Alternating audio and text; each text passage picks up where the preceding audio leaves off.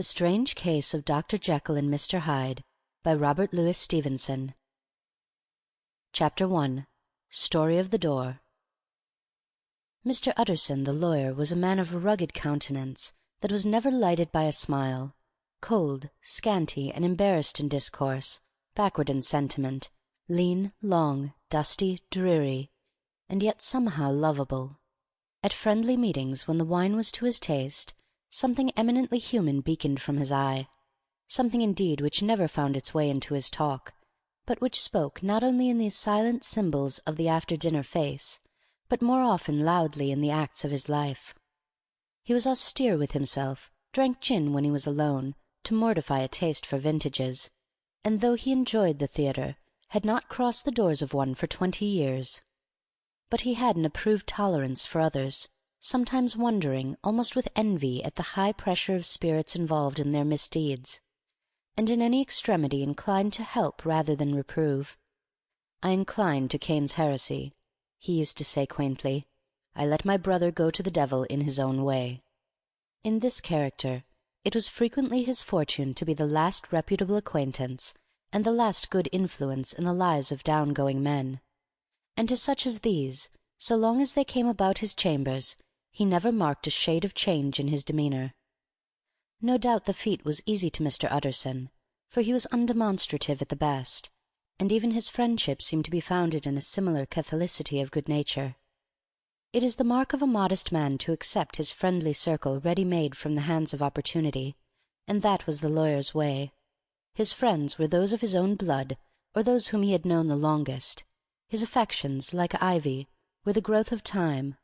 They implied no aptness in the object.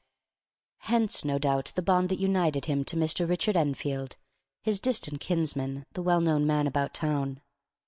It was a nut to crack for many, what these two could see in each other, or what subject they could find in common. It was reported by those who encountered them in their Sunday walks, that they said nothing, looked singularly dull, and would hail with obvious relief the appearance of a friend. For all that, the two men put the greatest store by these excursions, counted them the chief jewel of each week, and not only set aside occasions of pleasure, but even resisted the calls of business, that they might enjoy them uninterrupted. It chanced on one of these rambles that their way led them down a by-street in a busy quarter of London. The street was small and what is called quiet, but it drove a thriving trade on the week-days. The inhabitants were all doing well, it seemed, and all emulously hoping to do better still, and laying out the surplus of their gains in coquetry, so that the shop-fronts stood along that thoroughfare with an air of invitation, like rows of smiling saleswomen. Even on Sunday, when it veiled its more florid charms, and lay comparatively empty of passage, the street shone out in contrast to its dingy neighbourhood, like a fire in a forest, and with its freshly painted shutters, well-polished brasses, and general cleanliness and gaiety of note, instantly caught and pleased the eye of the passenger. 2 doors from one corner, on the left hand going east, the line was broken by the entry of a court, and just at that point a certain sinister block of building thrust forward its gable on the street. It was 2 stories high, showed no window, nothing but a door on the lower story, and a blind forehead of discoloured wall on the upper, and bore in every feature the marks of prolonged and sordid negligence. The door, which was equipped with neither bell nor knocker, was blistered and disdained. Tramps slouched into the recess, and struck matches on the panels. Children kept shop upon the steps. The schoolboy had tried his knife on the mouldings, and for close on a generation no one had appeared to drive away these random visitors or to repair their ravages. Mr Enfield and the lawyer were on the other side of the by-street, but when they came abreast of the entry, the former lifted up his cane and pointed. "Did you ever remark that door?"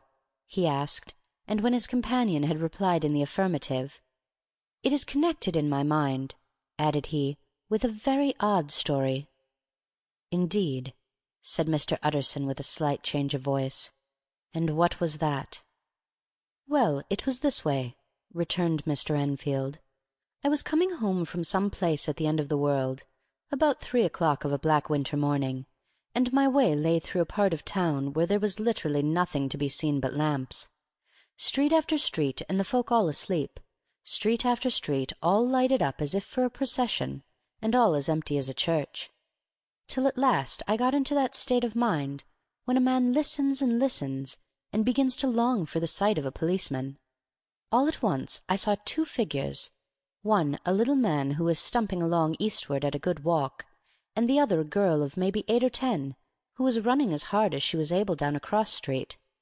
Well, sir, the two ran into one another naturally enough at the corner, and then came the horrible part of the thing, for the man trampled calmly over the child's body and left her screaming on the ground. It sounds nothing to hear, but it was hellish to see. It wasn't like a man. It was like some damned juggernaut. I gave a few hallo, took to my heels, collared the gentleman, and brought him back to where there was already quite a group about the screaming child. He was perfectly cool, and made no resistance, but gave me one look, so ugly that it brought out the sweat on me like running. The people who had turned out were the girl's own family, and pretty soon the doctor, for whom she had been sent, put in his appearance. Well, the child was not much the worse, more frightened according to the sawbones, and there you might have supposed would be an end to it. But there was one curious circumstance. I had taken a loathing to my gentleman at first sight. So had the child's family, which was only natural. But the doctor's case was what struck me. He was the usual cut-and-dry apothecary of no particular age and colour, with a strong Edinburgh accent, and about as emotional as a bagpipe. Well, sir, he was like the rest of us. Every time he looked at my prisoner, I saw that Sawbones turn sick and white with the desire to kill him. I knew what was in his mind, just as he knew what was in mine, and killing being out of the question, we did the next best. We told the man we could and would make such a scandal out of this as should make his name stink from one end of London to the other. If he had any friends or any credit, we undertook that he should lose them. And all the time as we were pitching it in red hot, we were keeping the women off him as best we could, for they were wild as harpies. I never saw a circle of such hateful faces, and there was the man in the middle, with a kind of black sneering coolness. Frightened too, I could see that, but carrying it off, sir, really like Satan. If you choose to make capital out of this accident, said he, I am naturally helpless. No gentleman but wishes to avoid a scene, says he. Name your figure. Well, we screwed him up to £100 for the child's family. He would have clearly liked to stick out, but there was something about the lot of us that meant mischief, and at last he struck. The next thing was to get the money.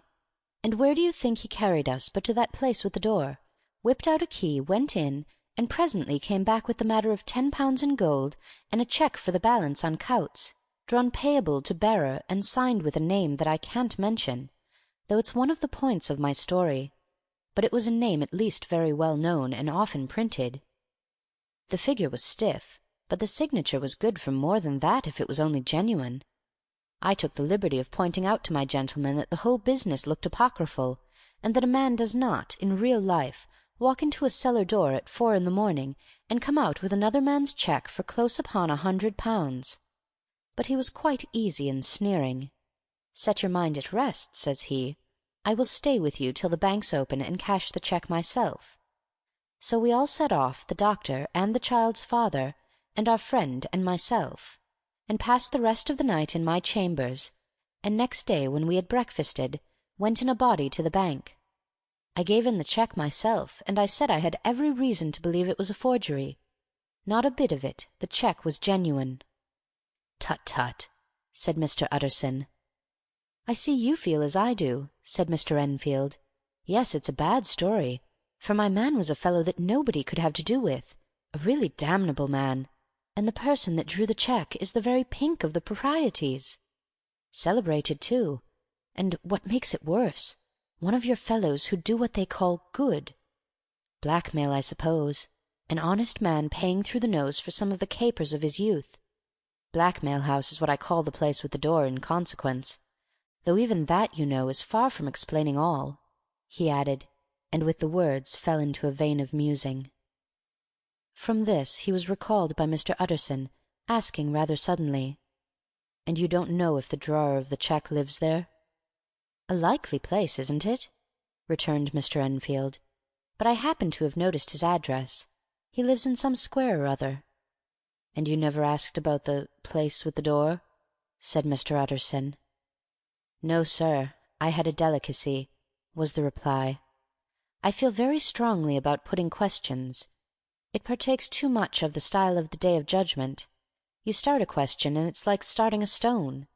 You sit quietly on the top of a hill, and away the stone goes, starting others, and presently some bland old bird, the last you would have thought of, is knocked on the head in his own back garden, and the family have to change their name. No, sir, I make it a rule of mine, the more it looks like Queer Street, the less I ask." "A very good rule, too," said the lawyer. "But I have studied the place for myself," continued Mr. Enfield. "It seems scarcely a house. There is no other door, and nobody goes in and out of that one but, once in a great while, the gentleman of my adventure. There are 3 windows looking on the court on the first floor, none below. The windows are always shut, but they're clean. And then there's a chimney which is generally smoking, so somebody must live there. And yet it's not so sure, for the buildings are so packed together about the court that it's hard to say where one ends and another begins." The pair walked on again for a while in silence, and then, "Enfield," said Mr. Utterson, "that's a good rule of yours." "Yes, I think it is," returned Enfield. "But for all that," continued the lawyer, "there's one point I want to ask. I want to ask the name of that man who walked over the child." "Well," said Mr. Enfield, "I can't see what harm it would do. It was a man of the name of Hyde." Said Mr. Utterson. "What sort of a man is he to see?" "He's not easy to describe. There is something wrong with his appearance, something displeasing, something downright detestable. I never saw a man I so disliked, and yet I scarce know why. He must be deformed somewhere. He gives a strong feeling of deformity, although I couldn't specify the point. He's an extraordinary-looking man, and yet I really can name nothing out of the way. No, sir, I can make no hand of it. I can't describe him, and it's not want of memory, for I declare I can see him this moment." Mr. Utterson again walked some way in silence, and obviously under a weight of consideration. "You are sure he used a key?" he inquired at last. "My dear sir," began Enfield, surprised out of himself. "Yes, I know," said Utterson. "I know it must seem strange. The fact is, if I do not ask you the name of the other party, it is because I know it already. You see, Richard, your tale has gone home. If you have been inexact in any point, you had better correct it." "I think you might have warned me," returned the other with a touch of sullenness. "But I have been pedantically exact, as you call it. The fellow had a key, and what's more, he has it still. I saw him use it not a week ago." Mr. Utterson sighed deeply, but said never a word, and the young man presently resumed. "Here's another lesson to say nothing," said he. "I am ashamed of my long tongue. Let us make a bargain never to refer to this again." "With all my heart," said the lawyer. "I shake hands on that, Richard."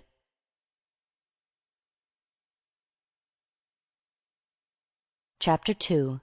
Search for Mr. Hyde. That evening Mr. Utterson came home to his bachelor house in sombre spirits, and sat down to dinner without relish.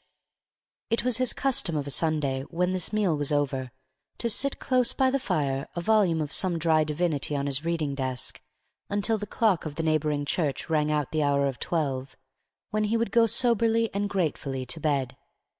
On this night, however, as soon as the cloth was taken away, he took up a candle and went to his business room. There he opened his safe, took from the most private part of it a document endorsed on the envelope as Dr. Jekyll's will, and sat down with a clouded brow to study its contents.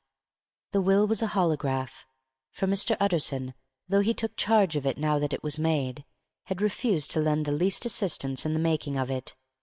It provided not only that, in case of the decease of Henry Jekyll, M.D., D.C.L., LL.D., F.R.S., etc., all his possessions were to pass into the hands of his friend and benefactor Edward Hyde, but that in case of Dr. Jekyll's disappearance or unexplained absence for any period exceeding 3 calendar months, the said Edward Hyde should step into the said Henry Jekyll's shoes without further delay and free from any burden or obligation beyond the payment of a few small sums to the members of the doctor's household. This document had long been the lawyer's eyesore. It offended him both as a lawyer and as a lover of the sane and customary sides of life, to whom the fanciful was the immodest, and hitherto it was his ignorance of Mr. Hyde that had swelled his indignation. Now, by a sudden turn, it was his knowledge. It was already bad enough when the name was but a name of which he could learn no more. It was worse when it began to be clothed upon with detestable attributes, and out of the shifting insubstantial mists that had so long baffled his eye there leaped up the sudden definite presentment of a fiend. "I thought it was madness," he said as he replaced the obnoxious paper in the safe, "and now I begin to fear it is disgrace." With that he blew out his candle, put on a greatcoat, and set forth in the direction of Cavendish Square, that citadel of medicine where his friend the great Dr. Lanyon had his house and received his crowding patients. If any one knows, it will be Lanyon, he had thought. The solemn butler knew and welcomed him. He was subject to no stage of delay, but ushered direct from the door to the dining-room where Dr. Lanyon sat alone over his wine. This was a hearty, healthy, dapper, red-faced gentleman, with a shock of hair prematurely white, and a boisterous and decided manner. At sight of Mr. Utterson, he sprang up from his chair and welcomed him with both hands. The geniality, as was the way of the man, was somewhat theatrical to the eye, but it reposed on genuine feeling.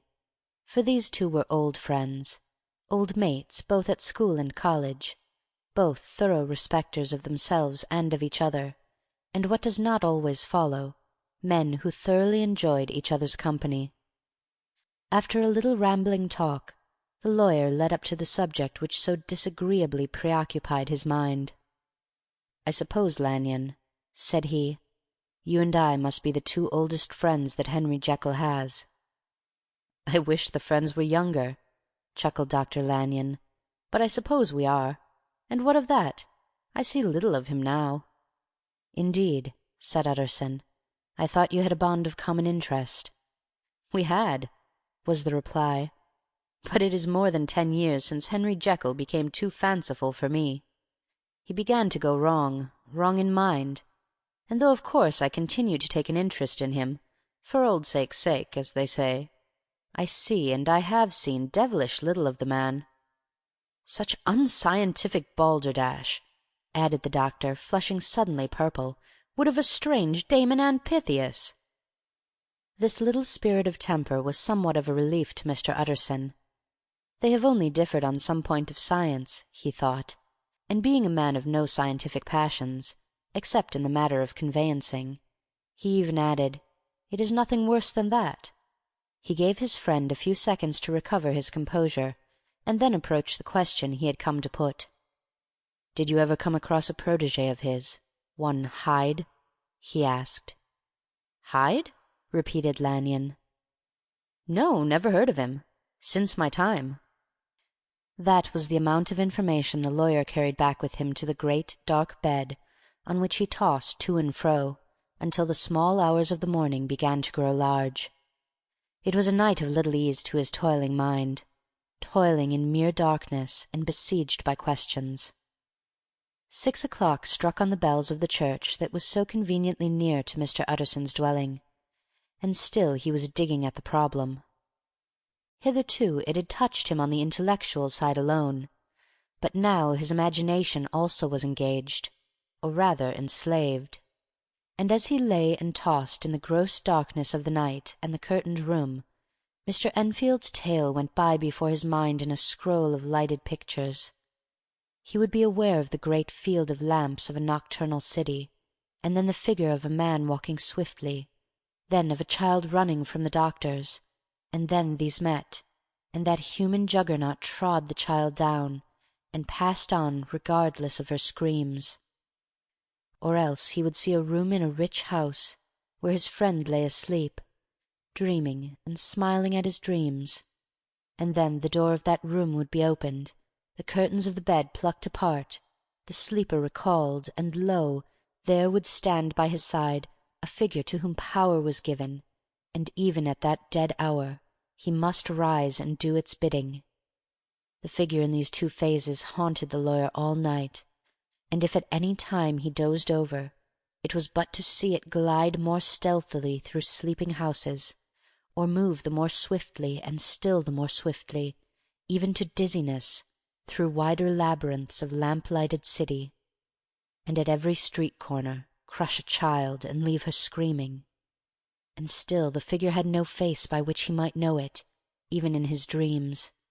It had no face, or one that baffled him and melted before his eyes, and thus it was that there sprang up and grew a place in the lawyer's mind, a singularly strong, almost an inordinate curiosity to behold the features of the real Mr. Hyde.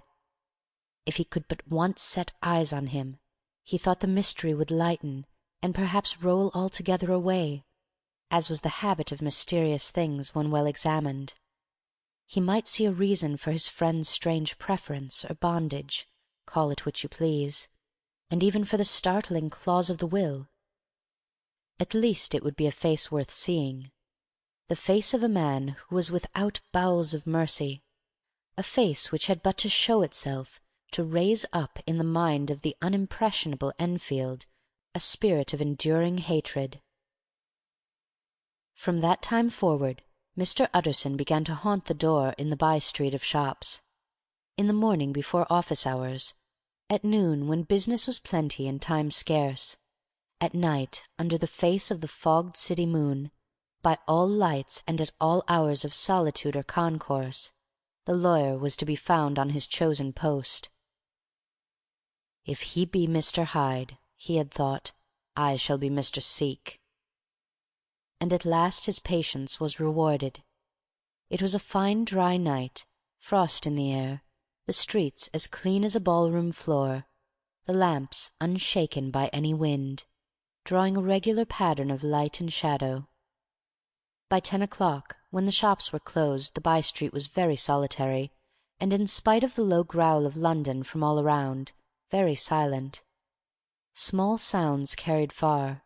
Domestic sounds out of the houses were clearly audible on either side of the roadway, and the rumour of the approach of any passenger preceded him by a long time. Mr. Utterson had been some minutes at his post, when he was aware of an odd light footstep drawing near. In the course of his nightly patrols he had long grown accustomed to the quaint effect which the footfalls of a single person, while he is still a great way off, suddenly spring out distinct from the vast hum and clatter of the city. Yet his attention had never before been so sharply and decisively arrested, and it was with a strong superstitious prevision of success that he withdrew into the entry of the court. The steps drew swiftly nearer, and swelled out suddenly louder as they turned the end of the street. The lawyer, looking forth from the entry, could soon see what manner of man he had to deal with. He was small and very plainly dressed, and the look of him even at that distance went somehow strongly against the watcher's inclination. But he made straight for the door, crossing the road to save time, and as he came he drew a key from his pocket like one approaching home. Mr. Utterson stepped out and touched him on the shoulder as he passed. "Mr. Hyde, I think?" Mr. Hyde shrank back with a hissing intake of the breath. But his fear was only momentary, and though he did not look the lawyer in the face, he answered coolly enough, "That is my name. What do you want?" "I see you are going in," returned the lawyer. "I am an old friend of Dr. Jekyll's, Mr. Utterson of Gaunt Street. You must have heard my name, and meeting you so conveniently, I thought you might admit me."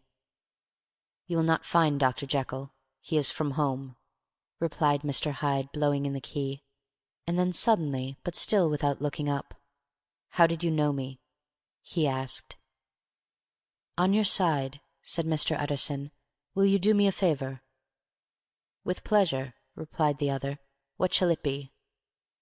"Will you let me see your face?" asked the lawyer.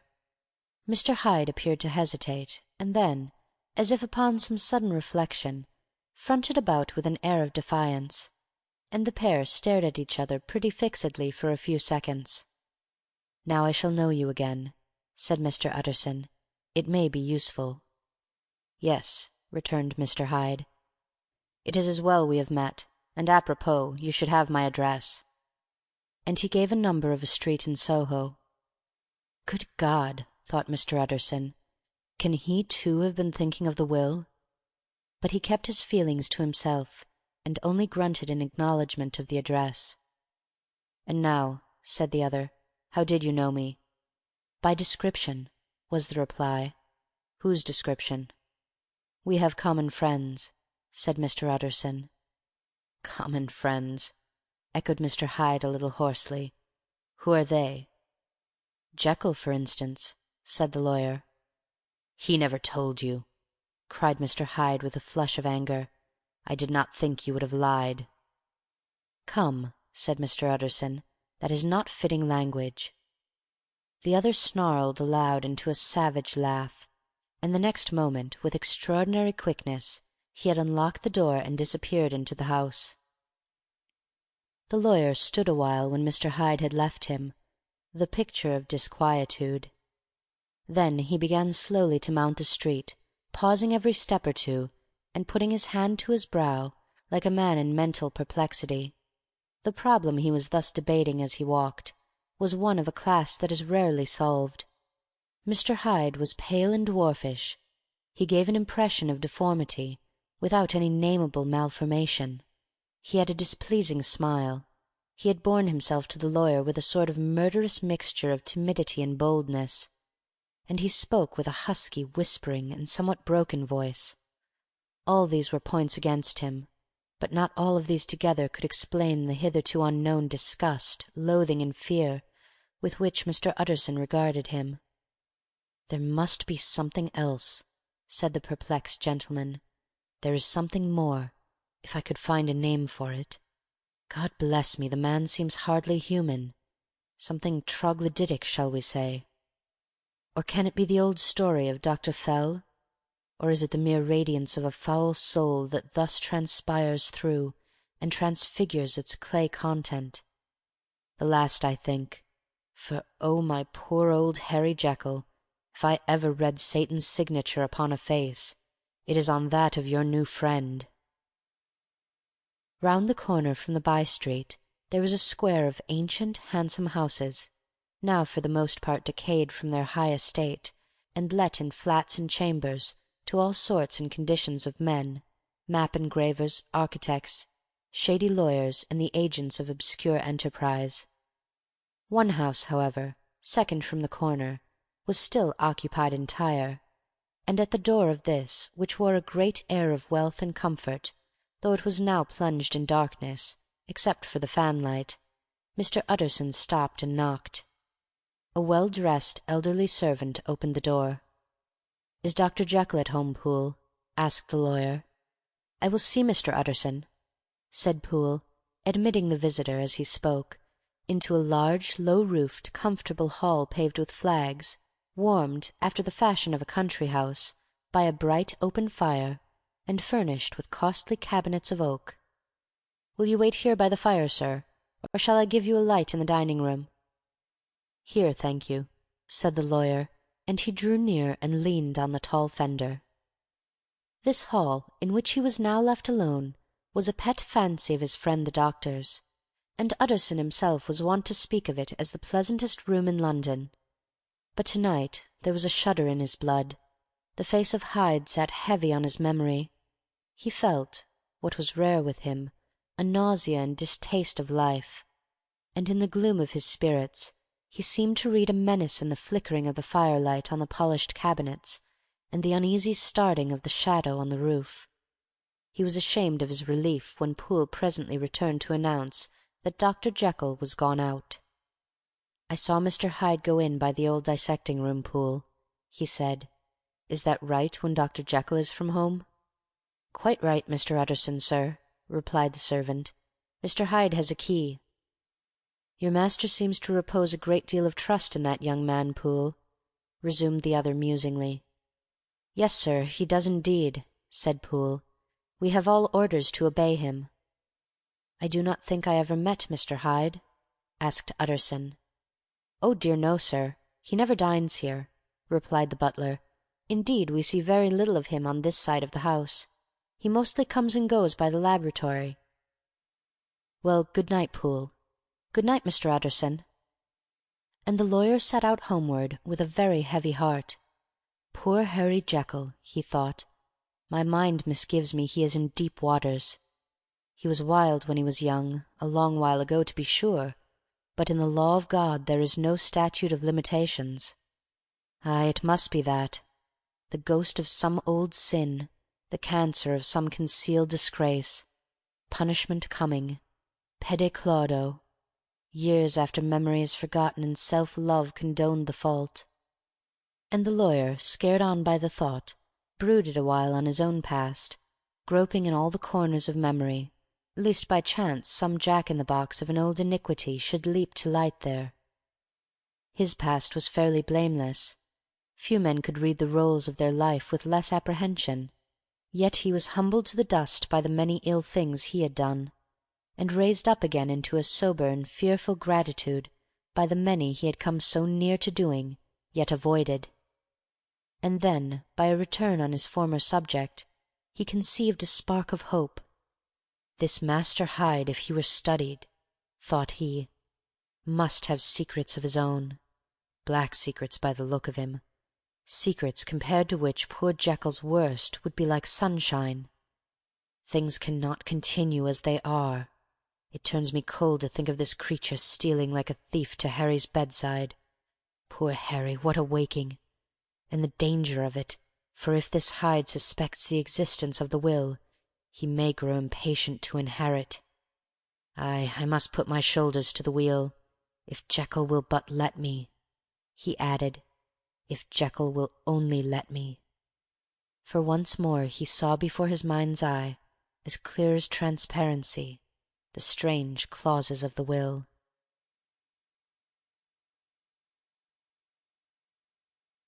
Chapter 3. Dr. Jekyll was quite at ease.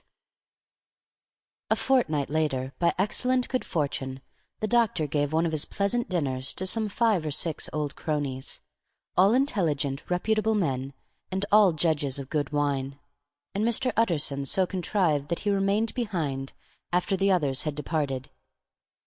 This was no new arrangement, but a thing that had befallen many scores of times.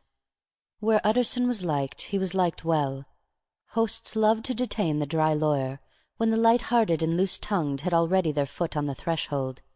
They liked to sit awhile in his unobtrusive company, practising for solitude, sobering their minds in the man's rich silence after the expense and strain of gaiety.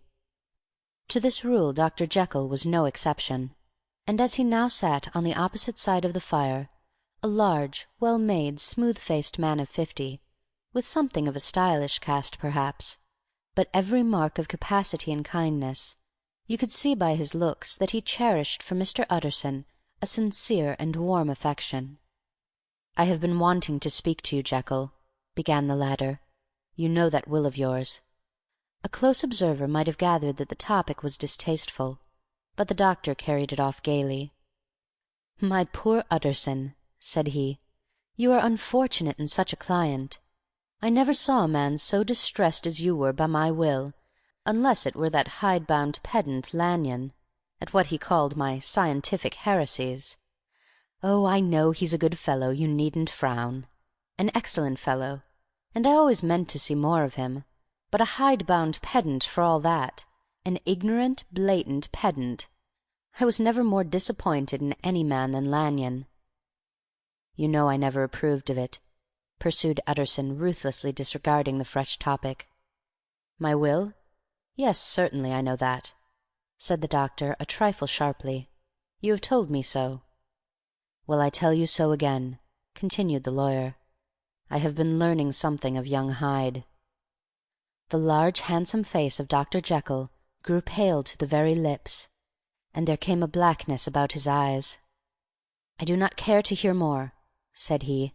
"This is a matter I thought we had agreed to drop." "What I heard was abominable," said Utterson. "It can make no change. You do not understand my position," returned the doctor with a certain incoherency of manner. "I am painfully situated, Utterson. My position is a very strange one. It is one of those affairs that cannot be mended by talking." "Jekyll," said Utterson, "you know me. I am a man to be trusted. Make a clean breast of this in confidence, and I make no doubt I can get you out of it." "My good Utterson," said the doctor, "this is very good of you. This is downright good of you, and I cannot find words to thank you in. I believe you fully. I would trust you before any man alive, aye, before myself, if I could make the choice. But indeed it isn't what you fancy. It is not as bad as that. And just to put your good heart at rest, I will tell you one thing. The moment I choose, I can be rid of Mr. Hyde. I give you my hand upon that, and I thank you again and again. And I will just add one little word, Utterson, that I'm sure you'll take in good part. This is a private matter, and I beg of you to let it sleep." Utterson reflected a little, looking in the fire. "I have no doubt you are perfectly right," he said at last, getting to his feet. "Well, but since we have touched upon this business, and for the last time, I hope," continued the doctor, "there is one point I should like you to understand. I have really a very great interest in poor Hyde. I know you have seen him. He told me so. And I fear he was rude. But I do sincerely take a very great interest in that young man. And if I am taken away, Utterson, I wish you to promise me that you will bear with him and get his rights for him. I think you would if you knew all. And it would be a weight off my mind if you would promise." "I can't pretend that I shall ever like him," said the lawyer. "I don't ask that," pleaded Jekyll, laying his hand upon the other's arm. "I only ask for justice. I only ask you to help him for my sake, when I am no longer here." Utterson heaved an irrepressible sigh. "Well," said he, "I promise."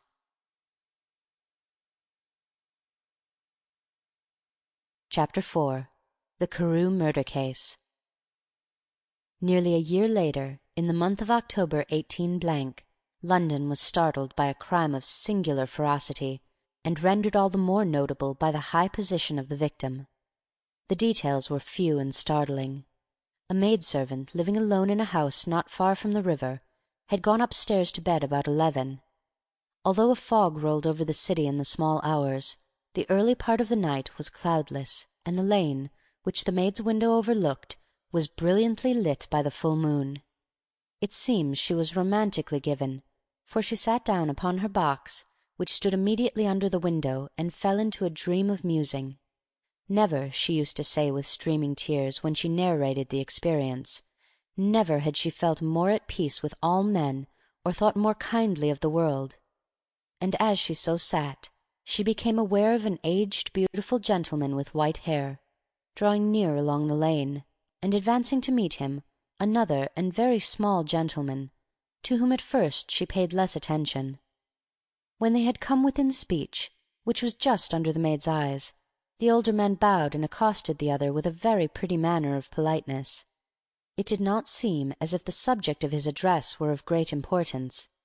Indeed, from his pointing, it sometimes appeared as if he were only inquiring his way. But the moon shone on his face as he spoke, and the girl was pleased to watch it. It seemed to breathe such an innocent and old-world kindness of disposition, yet with something high too, as of a well-founded self-content. Presently her eye wandered to the other, and she was surprised to recognize in him a certain Mr. Hyde, who had once visited her master, and for whom she had conceived a dislike. He had in his hand a heavy cane, with which he was trifling, but he answered never a word, and seemed to listen with an ill-contained impatience. And then, all of a sudden, he broke out in a great flame of anger, stamping with his foot, brandishing the cane, and carrying on, as the maid described it, like a madman. The old gentleman took a step back, with the air of one very much surprised and a trifle hurt. And at that Mr. Hyde broke out of all bounds and clubbed him to the earth. And next moment, with ape-like fury, he was trampling his victim underfoot and hailing down a storm of blows, under which the bones were audibly shattered and the body jumped upon the roadway. At the horror of these sights and sounds, the maid fainted. It was 2 o'clock when she came to herself and called for the police. The murderer was gone long ago, but there lay his victim in the middle of the lane, incredibly mangled. The stick with which the deed had been done, although it was of some rare and very tough and heavy wood, had broken in the middle under the stress of this insensate cruelty, and one splintered half had rolled in the neighbouring gutter, the other, without doubt, had been carried away by the murderer. A purse and a gold watch were found upon the victim, but no cards or papers, except a sealed and stamped envelope, which he had been probably carrying to the post, and which bore the name and address of Mr. Utterson. This was brought to the lawyer the next morning, before he was out of bed, and he had no sooner seen it and been told the circumstances than he shot out a solemn lip. "I shall say nothing till I have seen the body," said he. "This may be very serious. Have the kindness to wait while I dress." And with the same grave countenance he hurried through his breakfast and drove to the police station, whither the body had been carried. As soon as he came into the cell, he nodded. "Yes," said he, "I recognize him. I am sorry to say that this is Sir Danvers Carew." "Good God, sir!" exclaimed the officer. "Is it possible?" And the next moment his eyes lighted up with professional ambition. "This will make a deal of noise," he said, "and perhaps you can help us to the man." And he briefly narrated what the maid had seen, and showed the broken stick. Mr. Utterson had already quailed at the name of Hyde, but when the stick was laid before him, he could doubt no longer. Broken and battered as it was, he recognized it for one that he himself had presented many years before to Henry Jekyll. "Is this Mr. Hyde a person of small stature?" he inquired. "Particularly small and particularly wicked-looking is what the maid calls him," said the officer. Mr. Utterson reflected, and then, raising his head, "If you will come with me in my cab," he said, "I think I can take you to his house." It was by this time about 9 in the morning, and the first fog of the season. A great chocolate-covered pall lowered over heaven, but the wind was continually charging and routing these embattled vapours, so that as the cab crawled from street to street, Mr. Utterson beheld a marvellous number of degrees and hues of twilight. For here it would be dark like the back end of evening, and there would be a glow of a rich lurid brown, like the light of some strange conflagration. And here, for a moment, the fog would be quite broken up, and a haggard shaft of daylight would glance in between the swirling wreaths. The dismal quarter of Soho seen under these changing glimpses, with its muddy ways and slatternly passengers, and its lamps, which had never been extinguished or had been kindled afresh to combat this mournful reinvasion of darkness, seemed, in the lawyer's eyes, like a district of some city in a nightmare. The thoughts of his mind, besides, were of the gloomiest dye, and when he glanced at the companion of his drive, he was conscious of some touch of that terror of the law and the law's officers which may at times assail the most honest. As the cab drew up before the address indicated, the fog lifted a little and showed him a dingy street, a gin-palace, a low French eating-house, a shop for the retail of penny numbers and twopenny salads, many ragged children huddled in the doorways, and many women of many different nationalities passing out, key in hand, to have a morning glass.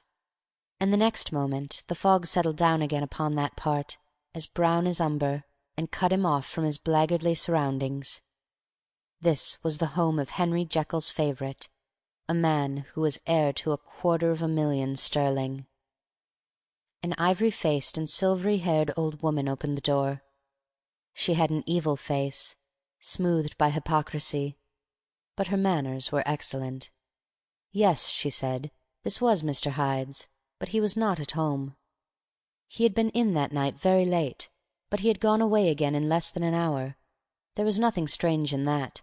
His habits were very irregular, and he was often absent. For instance, it was nearly 2 months since she had seen him, till yesterday. "Very well, then, we wish to see his rooms," said the lawyer, and when the woman began to declare it was impossible, "I had better tell you who this person is," he added. "This is Inspector Newcomen of Scotland Yard." A flash of odious joy appeared upon the woman's face. "Ah!" said she, "he is in trouble. What has he done?" Mr. Utterson and the inspector exchanged glances. "He don't seem a very popular character," observed the latter.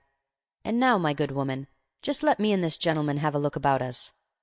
In the whole extent of the house, which but for the old woman remained otherwise empty, Mr. Hyde had only used a couple of rooms, but these were furnished with luxury and good taste.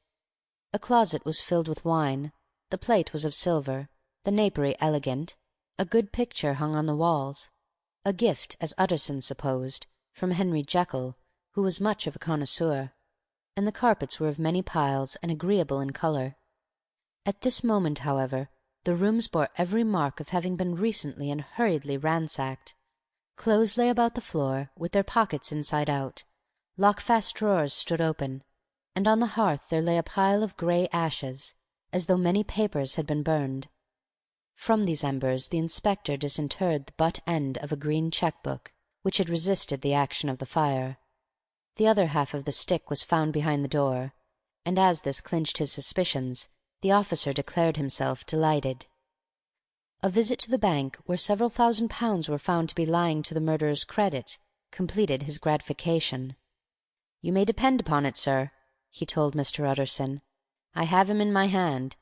He must have lost his head, or he never would have left the stick, or, above all, burnt the cheque-book. Why, money's life to the man. We have nothing to do but wait for him at the bank and get out the handbills." This last, however, was not so easy of accomplishment, for Mr. Hyde had numbered few familiars. Even the master of the servant-maid had only seen him twice. His family could nowhere be traced. He had never been photographed, and the few who could describe him differed widely, as common observers will. Only on one point were they agreed, and that was the haunting sense of unexpressed deformity with which the fugitive impressed his beholders.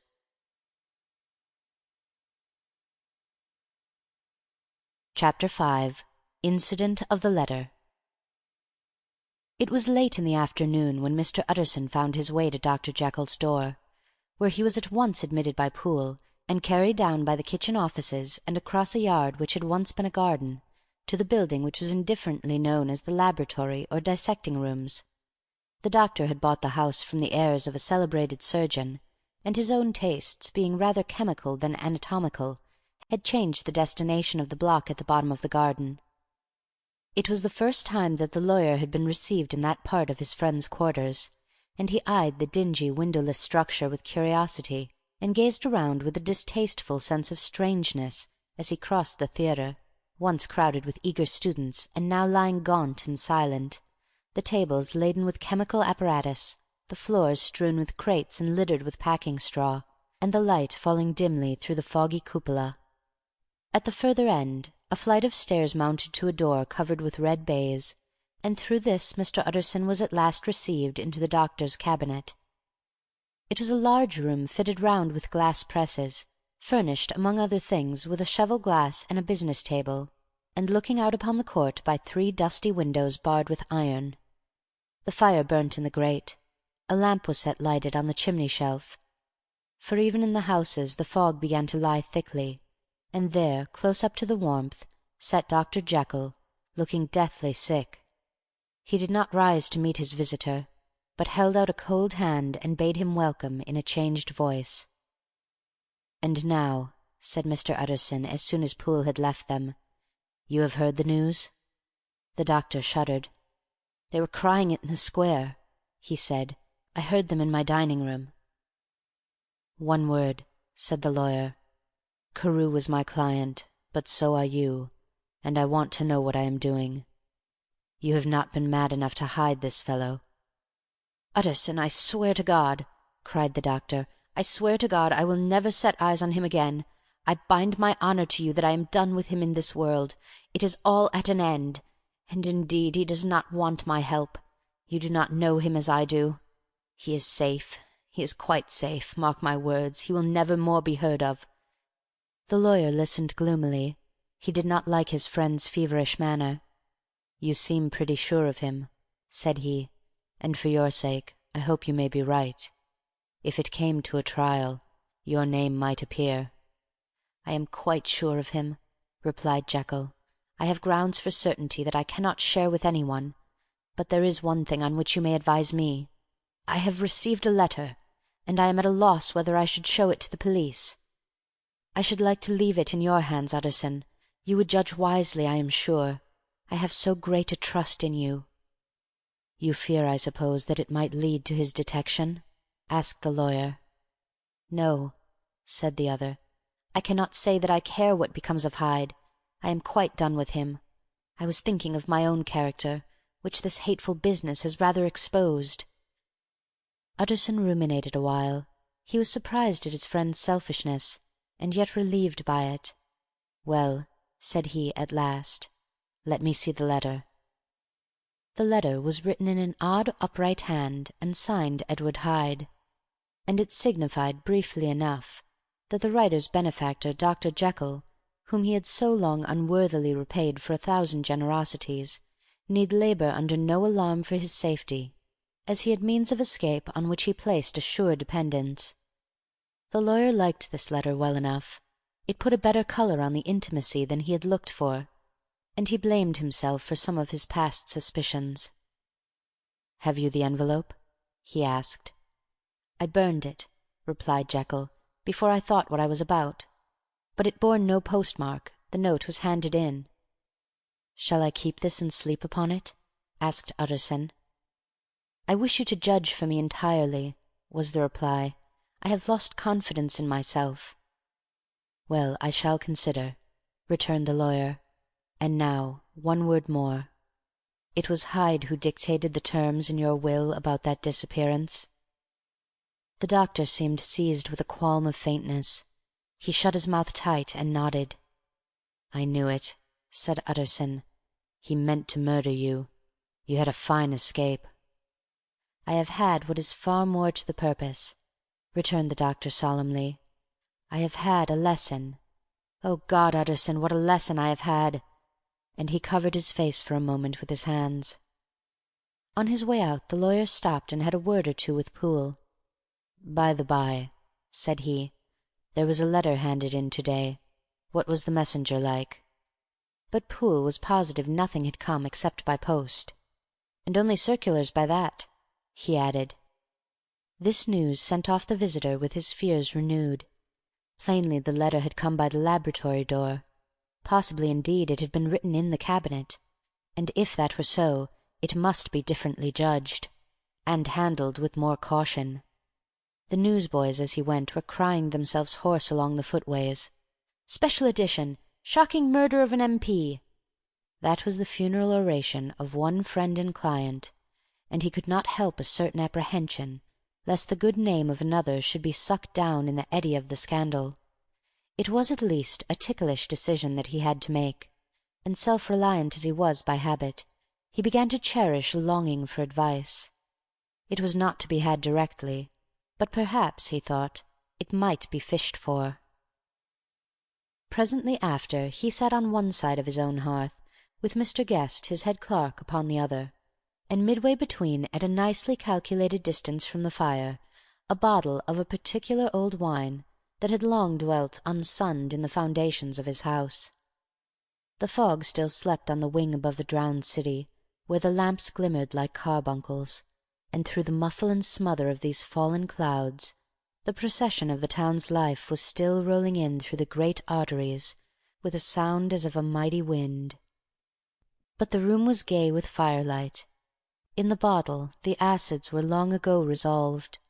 The imperial dye had softened with time, as the colour grows richer in stained windows, and the glow of hot autumn afternoons on hillside vineyards was ready to be set free and to disperse the fogs of London.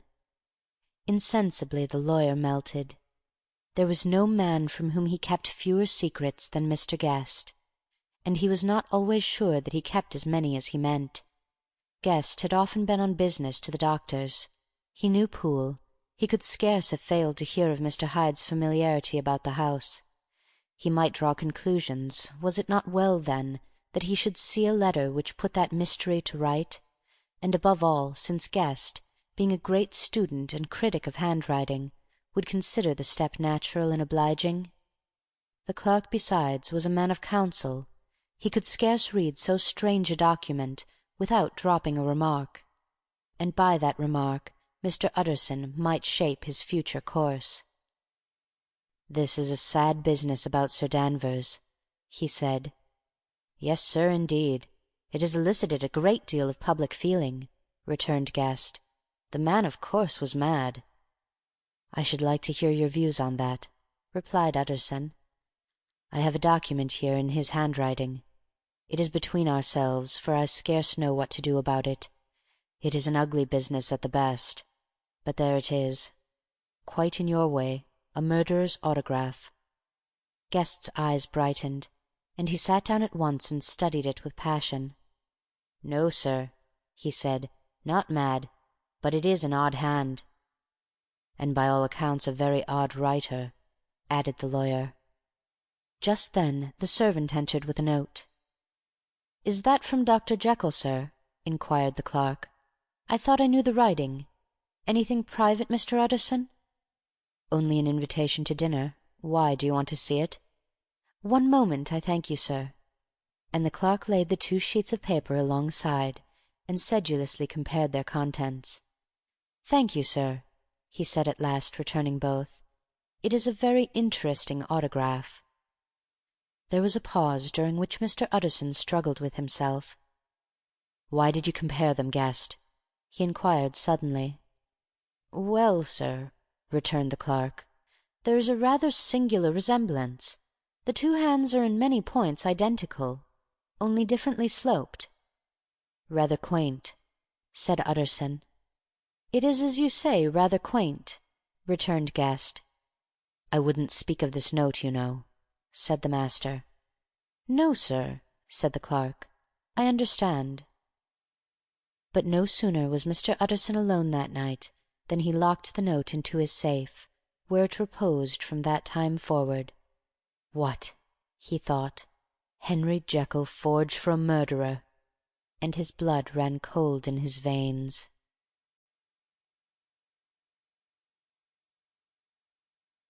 Chapter 6. Incident of Dr. Lanyon. Time ran on. Thousands of pounds were offered in reward, for the death of Sir Danvers was resented as a public injury. But Mr. Hyde had disappeared out of the ken of the police as though he had never existed. Much of his past was unearthed, indeed, and all disreputable. Tales came out of the man's cruelty, at once so callous and violent, of his vile life, of his strange associates, of the hatred that seemed to have surrounded his career, but of his present whereabouts not a whisper.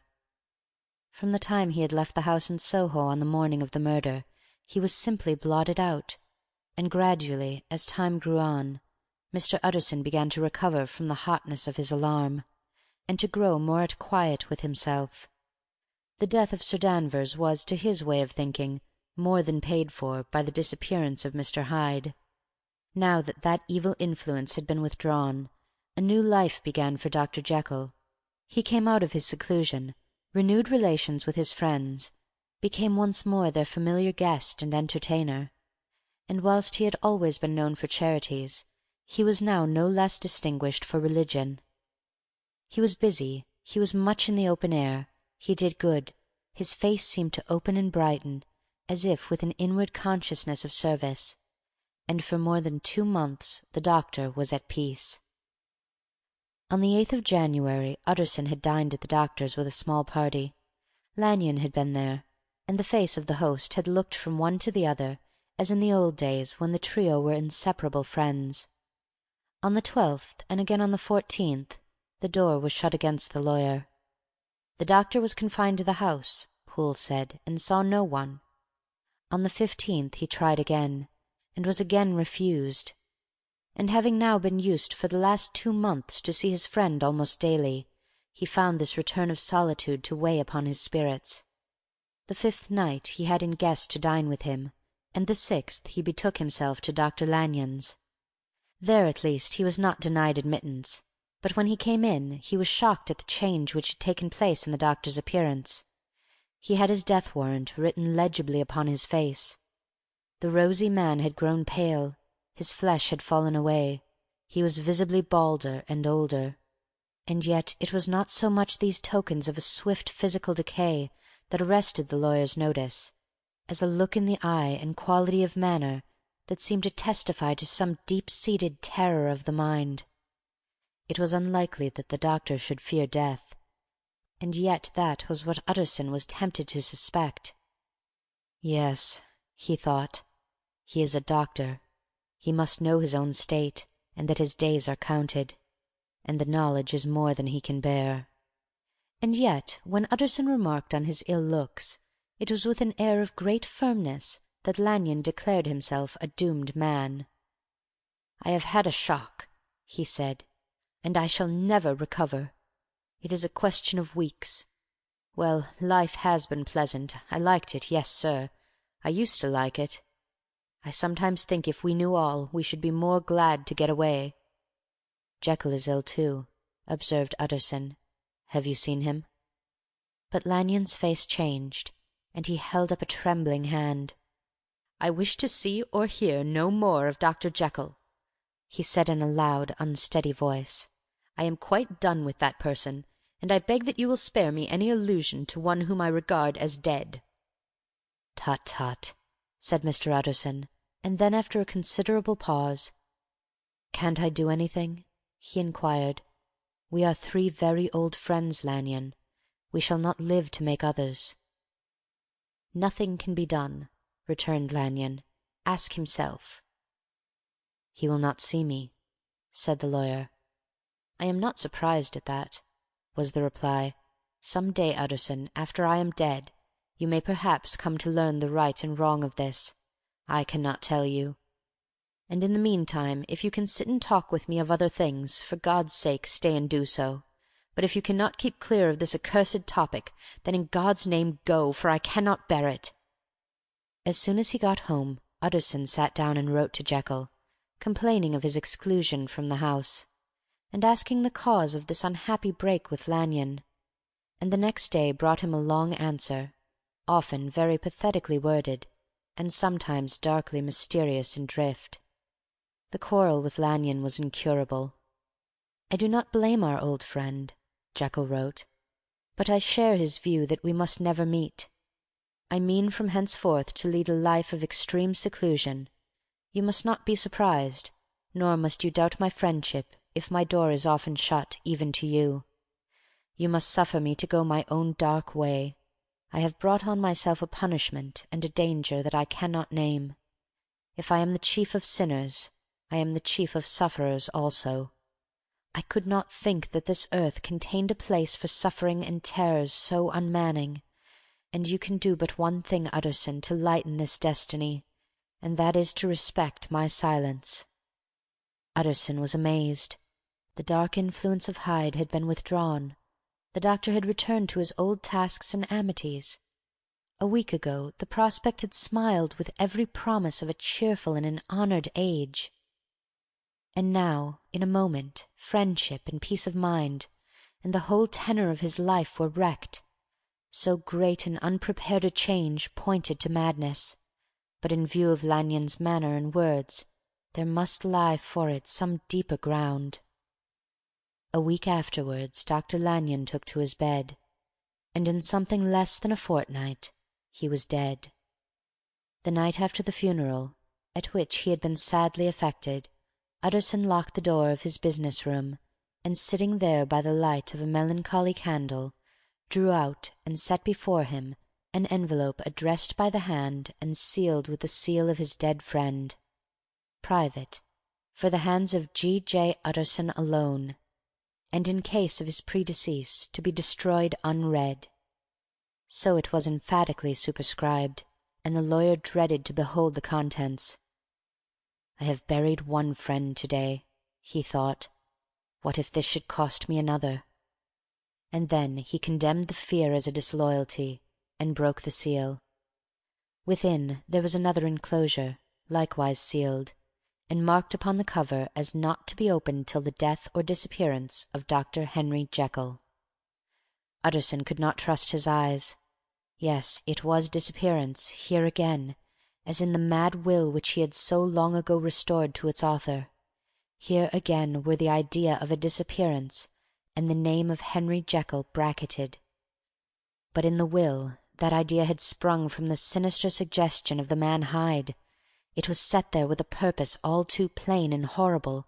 Written by the hand of Lanyon, what should it mean? A great curiosity came on the trustee, to disregard the prohibition and dive at once to the bottom of these mysteries. But professional honour and faith to his dead friend were strident obligations, and the packet slept in the inmost corner of his private safe. It is one thing to mortify curiosity, another to conquer it, and it may be doubted if from that day forth Utterson desired the society of his surviving friend with the same eagerness. He thought of him kindly, but his thoughts were disquieted and fearful.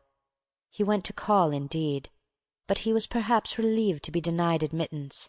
Perhaps, in his heart, he preferred to speak with Poole upon the doorstep, and surrounded by the air and sounds of the open city, rather than to be admitted into that house of voluntary bondage, and to sit and speak with its inscrutable recluse. Poole had, indeed, no very pleasant news to communicate. The doctor, it appeared, now more than ever, confined himself to the cabinet over the laboratory, where he would sometimes even sleep. He was out of spirits. He had grown very silent. He did not read. It seemed as if he had something on his mind.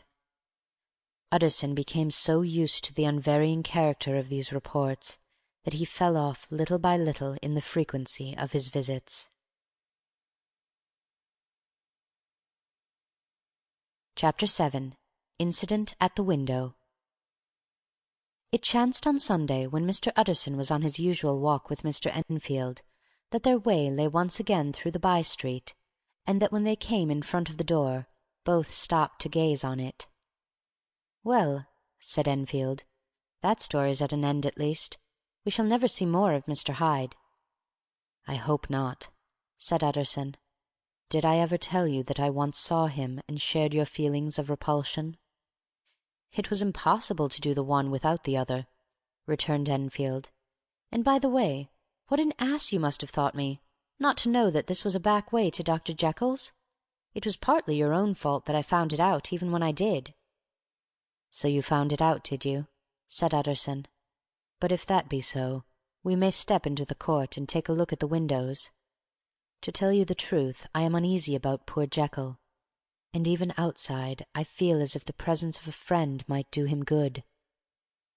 The court was very cool and a little damp, and full of premature twilight, although the sky high up overhead was still bright with sunset. The middle one of the 3 windows was half-way open, and sitting close beside it, taking the air with an infinite sadness of mien, like some disconsolate prisoner, Utterson saw Dr. Jekyll. "What, Jekyll?" he cried. "I trust you are better." "I am very low, Utterson," replied the doctor drearily. "Very low. It will not last long, thank God." "You stay too much indoors," said the lawyer. "You should be out, whipping up the circulation, like Mr. Enfield and me. This is my cousin, Mr. Enfield, Dr. Jekyll. Come now, get your hat and take a quick turn with us." "You are very good," sighed the other. "I should like very much, but no, no, no, it is quite impossible. I dare not, but indeed, Utterson, I am very glad to see you. This is really a great pleasure. I would ask you and Mr. Enfield up, but the place is really not fit." "Why, then," said the lawyer good-naturedly, "the best thing we can do is to stay down here and speak with you from where we are." "That is just what I was about to venture to propose," returned the doctor with a smile, but the words were hardly uttered before the smile was struck out of his face, and succeeded by an expression of such abject terror and despair as froze the very blood of the two gentlemen below. They saw it but for a glimpse, for the window was instantly thrust down, but that glimpse had been sufficient, and they turned and left the court without a word. In silence, too, they traversed the by-street, and it was not until they had come into a neighbouring thoroughfare, where even upon a Sunday there were still some stirrings of life, that Mr. Utterson at last turned and looked at his companion. They were both pale, and there was an answering horror in their eyes. "God forgive us," said Mr. Utterson. But Mr. Enfield only nodded his head very seriously, and walked on once more in silence.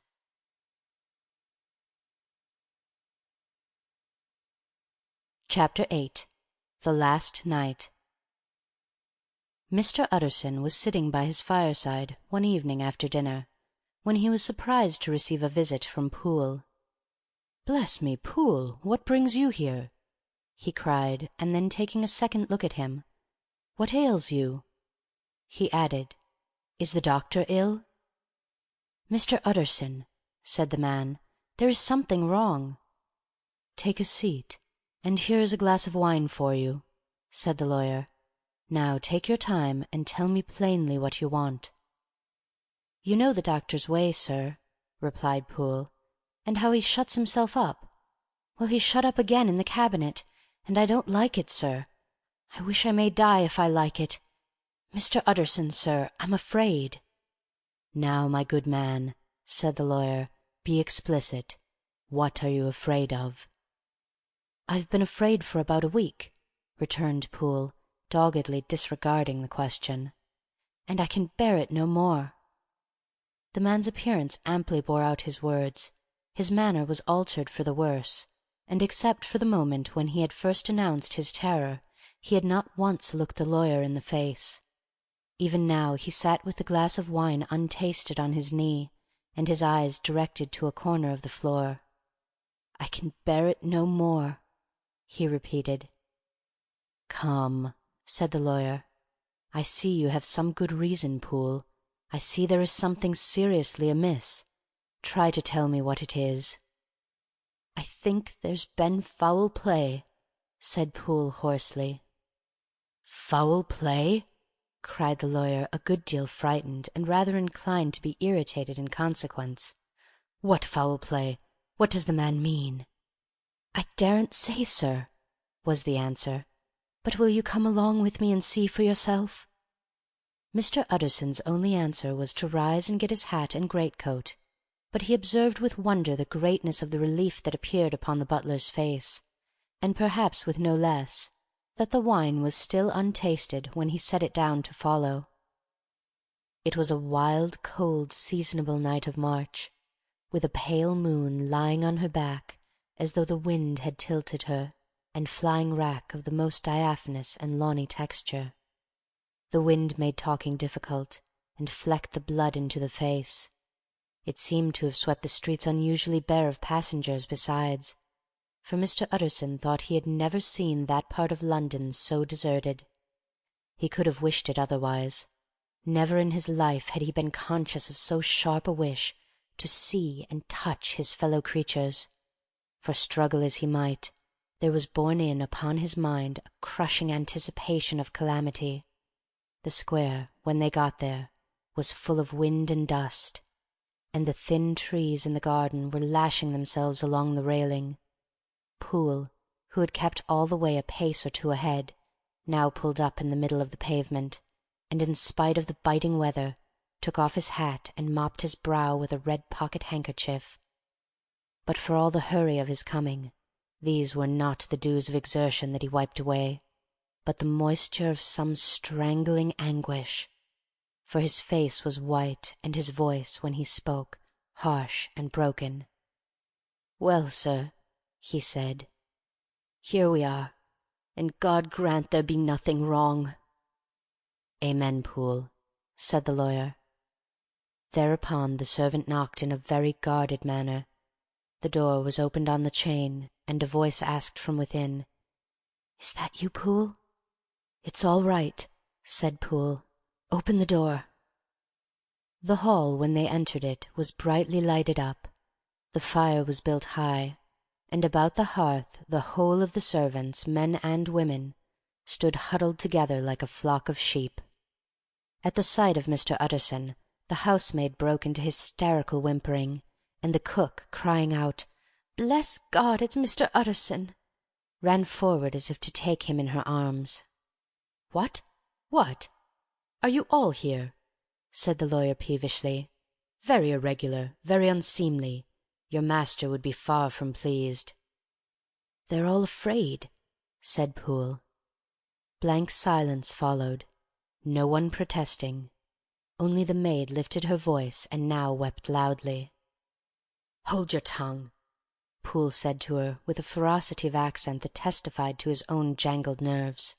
And indeed, when the girl had so suddenly raised the note of her lamentation, they had all started and turned towards the inner door with faces of dreadful expectation. "And now," continued the butler, addressing the knife-boy, "reach me a candle, and we'll get this through hands at once." And then he begged Mr. Utterson to follow him, and led the way to the back garden. "Now, sir," said he, "you come as gently as you can. I want you to hear, and I don't want you to be heard. And see here, sir, if by any chance he was to ask you to go in, don't go." Mr. Utterson's nerves, at this unlooked-for termination, gave a jerk that nearly threw him from his balance. But he recollected his courage and followed the butler into the laboratory building through the surgical theatre, with its lumber of crates and bottles, to the foot of the stair. Here Poole motioned him to stand on one side and listen, while he himself, setting down the candle and making a great and obvious call on his resolution, mounted the steps and knocked with a somewhat uncertain hand on the red baize of the cabinet door. "Mr. Utterson, sir, asking to see you," he called, and even as he did so, once more violently signed to the lawyer to give ear. A voice answered from within. "Tell him I cannot see anyone," it said complainingly. "Thank you, sir," said Poole, with a note of something like triumph in his voice, and taking up his candle he led Mr. Utterson back across the yard and into the great kitchen, where the fire was out and the beetles were leaping on the floor. "Sir," said he, looking Mr. Utterson in the eyes, "was that my master's voice?" "It seems much changed," replied the lawyer, very pale, but giving look for look. "Changed? Well, yes, I think so," said the butler. "Have I been 20 years in this man's house to be deceived about his voice? No, sir. Master's made away with. He was made away with 8 days ago, when we heard him cry out upon the name of God. And who's in there instead of him, and why it stays there, is a thing that cries to heaven, Mr. Utterson." "This is a very strange tale, Poole. This is a rather wild tale, my man," said Mr. Utterson, biting his finger. "Supposing it were as you suppose, supposing Dr. Jekyll to have been, well, murdered, what could induce the murderer to stay? That won't hold water. It doesn't commend itself to reason." "Well, Mr. Utterson, you are a hard man to satisfy, but I'll do it yet," said Poole. "All this last week, you must know, him or it, whatever it is that lives in that cabinet, has been crying night and day for some sort of medicine, and cannot get it to his mind. It was sometimes his way, the master's that is, to write his orders on a sheet of paper and throw it on the stair. We've had nothing else this week back, nothing but papers and a closed door, and the very meals left there to be smuggled in when nobody was looking. Well, sir, every day, aye, and twice and thrice in the same day, there have been orders and complaints, and I have been sent flying to all the wholesale chemists in town. Every time I brought the stuff back, there would be another paper telling me to return it because it was not pure, and another order to a different firm. This drug is wanted bitter bad, sir, whatever for." "Have you any of these papers?" asked Mr. Utterson. Poole felt in his pocket and handed out a crumpled note, which the lawyer, bending nearer to the candle, carefully examined. Its contents ran thus: Dr. Jekyll presents his comments to Messrs. Maw. He assures them that their last sample is impure and quite useless for his present purpose. In the year 18 Dr. J. purchased a somewhat large quantity from Messrs. M. He now begs them to search with most sedulous care, and should any of the same quality be left, forward it to him at once. Expense is no consideration. The importance of this to Dr. J. can hardly be exaggerated. So far the letter had run composedly enough, but here, with a sudden splutter of the pen, the writer's emotions had broken loose. "For God's sake," he added, "find me some of the old." "This is a strange note," said Mr. Utterson, and then sharply, "How do you come to have it open?" "The man at Maw's was main angry, sir, and he threw it back to me like so much dirt," returned Poole. "This is unquestionably the doctor's hand, do you know?" resumed the lawyer. "I thought it looked like it," said the servant rather sulkily, and then, with another voice, "But what matters hand of right?" he said. "I've seen him." "Seen him?" repeated Mr. Utterson. "Well?" "That's it," said Poole. "It was this way. I came suddenly into the theatre from the garden. It seemed he had slipped out to look for this drug or whatever it is, for the cabinet door was open, and there he was at the far end of the room, digging among the crates. He looked up when I came in, gave a kind of cry, and whipped upstairs into the cabinet. It was but for 1 minute that I saw him, but the hair stood upon my head like quills. Sir, if that was my master, why had he a mask upon his face? If it was my master, why did he cry out like a rat and run from me? I have served him long enough. And then—" The man paused and passed his hand over his face. "These are all very strange circumstances," said Mr. Utterson, "but I think I begin to see daylight. Your master, Poole, is plainly seized with one of those maladies that both torture and deform the sufferer. Hence, for aught I know, the alteration of his voice, hence the mask and the avoidance of his friends, hence his eagerness to find this drug, by means of which the poor soul retains some hope of ultimate recovery. God grant that he be not deceived. There is my explanation. It is sad enough, Poole, ay, and appalling to consider, but it is plain and natural, hangs well together, and delivers us from all exorbitant alarms." "Sir," said the butler, turning to a sort of mottled pallor, "that thing was not my master, and there's the truth.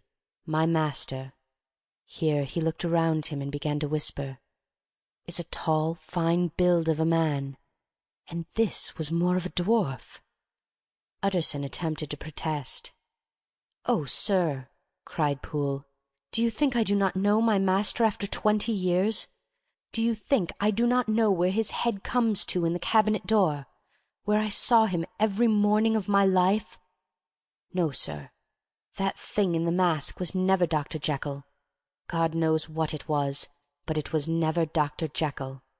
And it is the belief of my heart that there was a murder done." "Poole," replied the lawyer, "if you say that, it will become my duty to make certain. Much as I desire to spare your master's feelings, much as I am puzzled by this note, which seems to prove him to be still alive, I shall consider it my duty to break in that door." "Ah, Mr. Utterson, that's talking!" cried the butler. "And now comes the second question," resumed Utterson. "Who is going to do it?" "Why, you and me, sir," was the undaunted reply. "That's very well said," returned the lawyer, "and whatever comes of it, I shall make it my business to see you are no loser." "There's an axe in the theatre," continued Poole, "and you might take the kitchen poker for yourself." The lawyer took that rude but weighty instrument into his hand and balanced it. "Do you know, Poole," he said, looking up, "that you and I are about to place ourselves in a position of some peril?" "You may say so, sir, indeed," returned the butler. "It is well, then, that we should be frank," said the other. "We both think more than we have said. Let us make a clean breast. This masked figure that you saw, did you recognize it?" "Well, sir, it went so quick, and the creature was so doubled up, that I could hardly swear to that," was the answer. "But if you mean, was it Mr. Hyde? Why, yes, I think it was. You see, it was much of the same bigness, and it had the same quick, light way with it. And then who else could have got in by the laboratory door? You have not forgotten, sir, that at the time of the murder he still had the key with him. But that's not all. I don't know, Mr. Utterson, if you ever met this Mr. Hyde." "Yes," said the lawyer. "I once spoke with him." "Then you must know as well as the rest of us that there was something queer about that gentleman, something that gave a man a turn.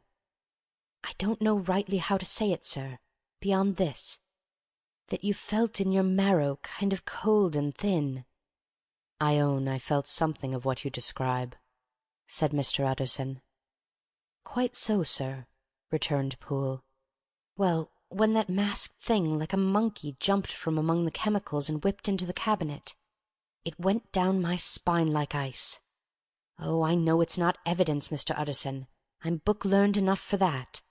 But a man has his feelings, and I give you my Bible word it was Mr. Hyde." "Aye, aye," said the lawyer. "My fears incline to the same point. Evil, I fear, founded. Evil was sure to come of that connection. Aye, truly, I believe you. I believe poor Harry is killed, and I believe his murderer, for what purpose God alone can tell, is still lurking in his victim's room. Well, let our name be Vengeance. Call Bradshaw."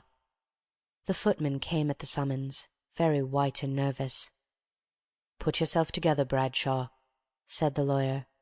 "This suspense, I know, is telling upon all of you, but it is now our intention to make an end of it. Poole here and I are going to force our way into the cabinet. If all is well, my shoulders are broad enough to bear the blame. Meanwhile, lest anything should really be amiss, or any malefactor seek to escape by the back, you and the boy must go round the corner with a pair of good sticks and take your post at the laboratory door. We give you 10 minutes to get to your station." As Bradshaw left, the lawyer looked at his watch. "And now, Poole, let us get to ours," he said, and taking the poker under his arm, led the way into the yard. The scud had banked over the moon, and was now quite dark. The wind, which only broke in puffs and draughts into that deep well of building, tossed the light of the candle to and fro about their steps, until they came into the shelter of the theatre, where they sat down silently to wait. London hummed solemnly all around, but nearer at hand the stillness was only broken by the sounds of a footfall moving to and fro along the cabinet floor. "So it will walk all day, sir," whispered Poole. "Aye, and the better part of the night. Only when a new sample comes from the chemist, there's a bit of a break. Ah, it's an ill conscience that's such an enemy to rest. Ah, sir, there's blood foully shed in every step of it. But hark again, a little closer. Put your heart in your ears, Mr. Utterson, and tell me, is that the doctor's foot?" The steps fell lightly and oddly, with a certain swing. For all they went so slowly, it was different indeed from the heavy creaking tread of Henry Jekyll. Utterson sighed. "Is there never anything else?" he asked. Poole nodded. "Once," he said, "once I heard it weeping." "Weeping? How that?" said the lawyer, conscious of a sudden chill of horror. "Weeping like a woman, or a lost soul," said the butler.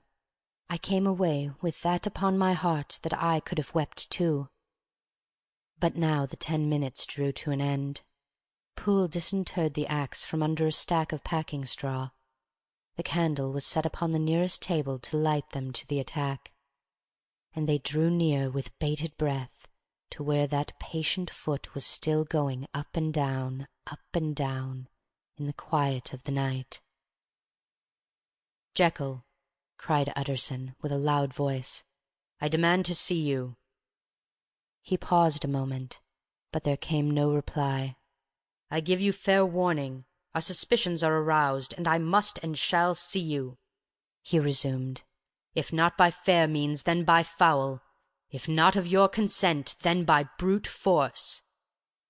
"Utterson," said the voice, "for God's sake have mercy." "Ah, that is not Jekyll's voice. It's Hyde's," cried Utterson. "Down with the door, Poole." Poole swung the axe over his shoulder. The blow shook the building, and the red baize door leapt against the locks and hinges. A dismal screech, as of mere animal terror, rang from the cabinet. Up went the axe again, and again the panels crashed and the frame bounded.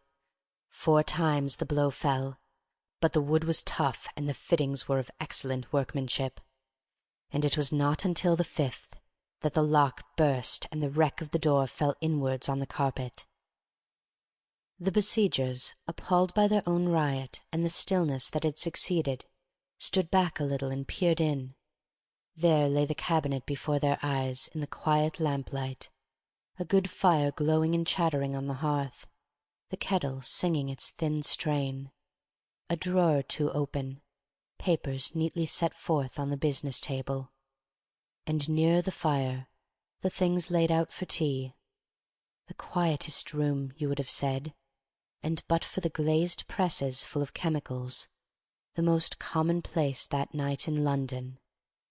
Right in the middle of the room there lay the body of a man sorely contorted and still twitching. They drew near on tiptoe, turned it on its back, and beheld the face of Edward Hyde.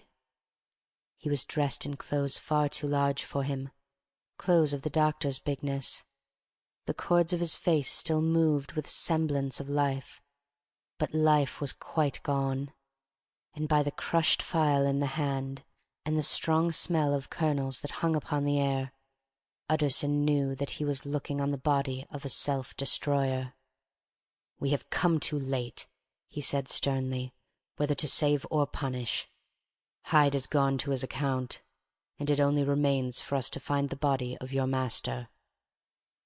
The far greater proportion of the building was occupied by the theatre, which filled almost the whole ground story and was lighted from above, and by the cabinet, which formed an upper story at one end and looked upon the court. A corridor joined the theatre to the door on the by-street, and with this the cabinet communicated separately by a second flight of stairs. There were besides a few dark closets and a spacious cellar. All these were now thoroughly examined. Each closet needed but a glance, for all were empty, and all, by the dust that fell from their doors, had stood long unopened. The cellar indeed was filled with crazy lumber, mostly dating from the times of the surgeon who was Jekyll's predecessor. But even as they opened the door, they were advertised of the uselessness of further search by the fall of a perfect mat of cobweb which had for years sealed up the entrance. Nowhere was there any trace of Henry Jekyll, dead or alive. Poole stamped on the flags of the corridor. "He must be buried here," he said, hearkening to the sound. "Or he may have fled," said Utterson, and he turned to examine the door in the by-street. It was locked, and lying near by on the flags they found the key already stained with rust. "This does not look like use," observed the lawyer. "Use?" echoed Poole. "Do you not see, sir, it is broken? Much as if a man had stamped on it." "Aye," continued Utterson, "and the fractures too are rusty." The 2 men looked at each other with a scare. "This is beyond me, Poole," said the lawyer. "Let us go back to the cabinet." They mounted the stair in silence, and still with an occasional awe-struck glance at the dead body, proceeded more thoroughly to examine the contents of the cabinet. At one table there were traces of chemical work, various measured heaps of some white salt being laid on glass saucers, as though for an experiment in which the unhappy man had been prevented.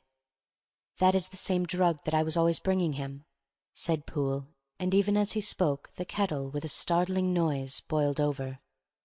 This brought them to the fireside, where the easy-chair was drawn cosily up, and the tea-things stood ready to the sitter's elbow, the very sugar in the cup. There were several books on a shelf. One lay beside the tea-things, open, and Utterson was amazed to find it a copy of a pious work, for which Jekyll had several times expressed a great esteem, annotated in his own hand with startling blasphemies.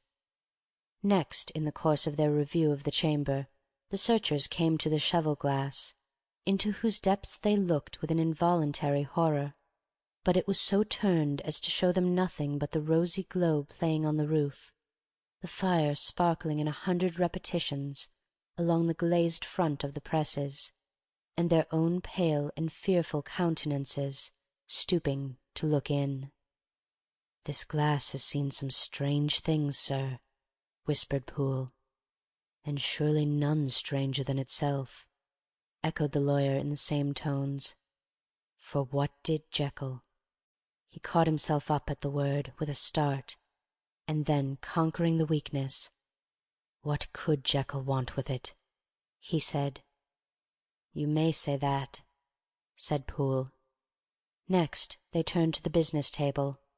On the desk, among the neat array of papers, a large envelope was uppermost, and bore in the doctor's hand the name of Mr. Utterson. The lawyer unsealed it, and several enclosures fell to the floor. The first was a will, drawn in the same eccentric terms as the one which he had returned 6 months before, to serve as a testament in case of death, and as a deed of gift in case of disappearance. But in place of the name of Edward Hyde, the lawyer, with indescribable amazement, read the name of Gabriel John Utterson. He looked at Poole, and then back at the paper, and last of all at the dead malefactor stretched upon the carpet. "My head goes round," he said. "He has been all these days in possession. He had no cause to like me. He must have raged to see himself displaced, and he has not destroyed this document." He caught up the next paper. It was a brief note in the doctor's hand, and dated at the top. "Oh, Poole," the lawyer cried, "he was alive and here this day. He cannot have been disposed of in so short a space.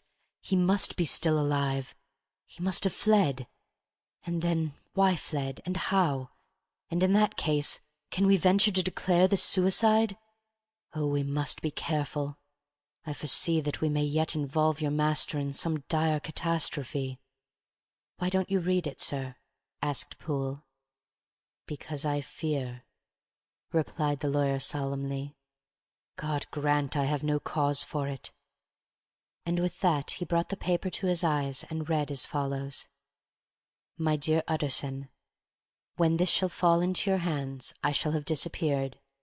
Under what circumstances I have not the penetration to foresee, but my instinct and all the circumstances of my nameless situation tell me that the end is sure and must be early. Go then, and first read the narrative which Lanyon warned me he was to place in your hands, and if you care to hear more, turn to the confession of your unworthy and unhappy friend, Henry Jekyll."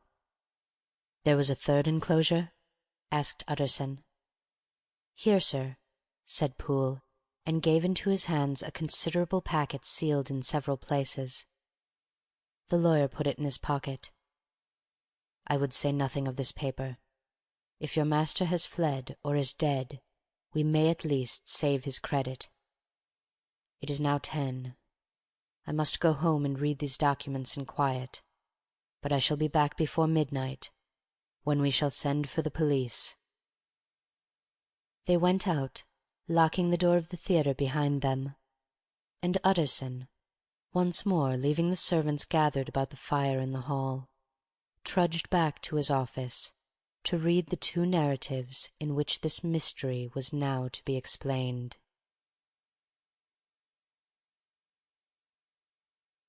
Chapter 9. Dr. Lanyon's Narrative.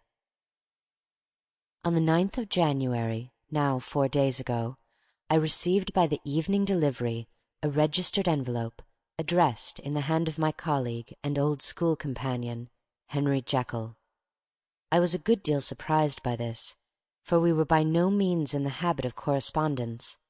I had seen the man, dined with him indeed the night before, and I could imagine nothing in our intercourse that should justify formality of registration.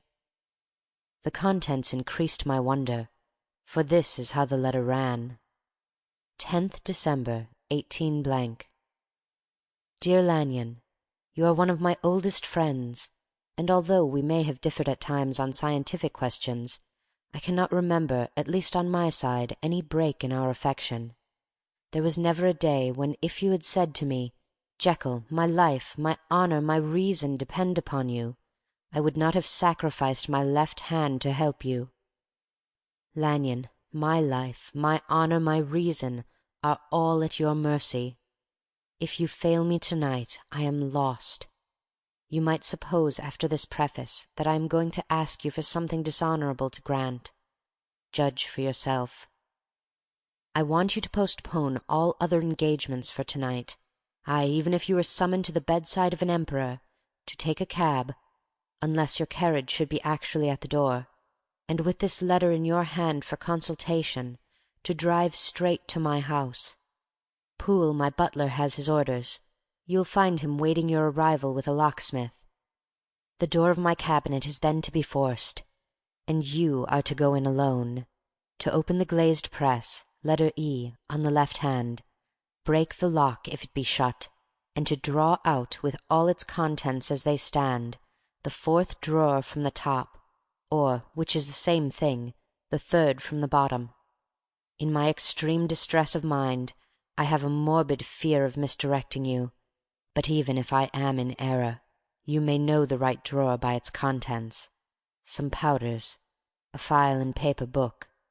This drawer I beg of you to carry back with you to Cavendish Square exactly as it stands. That is the first part of the service. Now for the second. You should be back, if you set out at once on the receipt of this, long before midnight. But I will leave you that amount of margin, not only in the fear of one of those obstacles that can neither be prevented nor foreseen, but because an hour when your servants are in bed is to be preferred for what will then remain to do. At midnight, then, I have to ask you to be alone in your consulting-room, to admit with your own hand into the house a man who will present himself in my name, and to place in his hands the drawer that you will have brought with you from my cabinet. Then you will have played your part and earned my gratitude completely. 5 minutes afterwards, if you insist upon an explanation, you will have understood that these arrangements are of capital importance, and that by the neglect of one of them, fantastic as they must appear, you might have charged your conscience with my death or the shipwreck of my reason. Confident as I am that you will not trifle with this appeal, my heart sinks and my hand trembles at the bare thought of such a possibility. Think of me at this hour, in a strange place, labouring under a blackness of distress that no fancy can exaggerate, and yet well aware that if you will but punctually serve me, my troubles will roll away like a story that is told. Serve me, my dear Lanyon, and save your friend, H.J. P.S. I had already sealed this up when a fresh terror struck upon my soul. It is possible that the post-office may fail me, and this letter not come into your hands until to-morrow morning. In that case, dear Lanyon, do my errand when it shall be most convenient for you in the course of the day, and once more expect my messenger at midnight.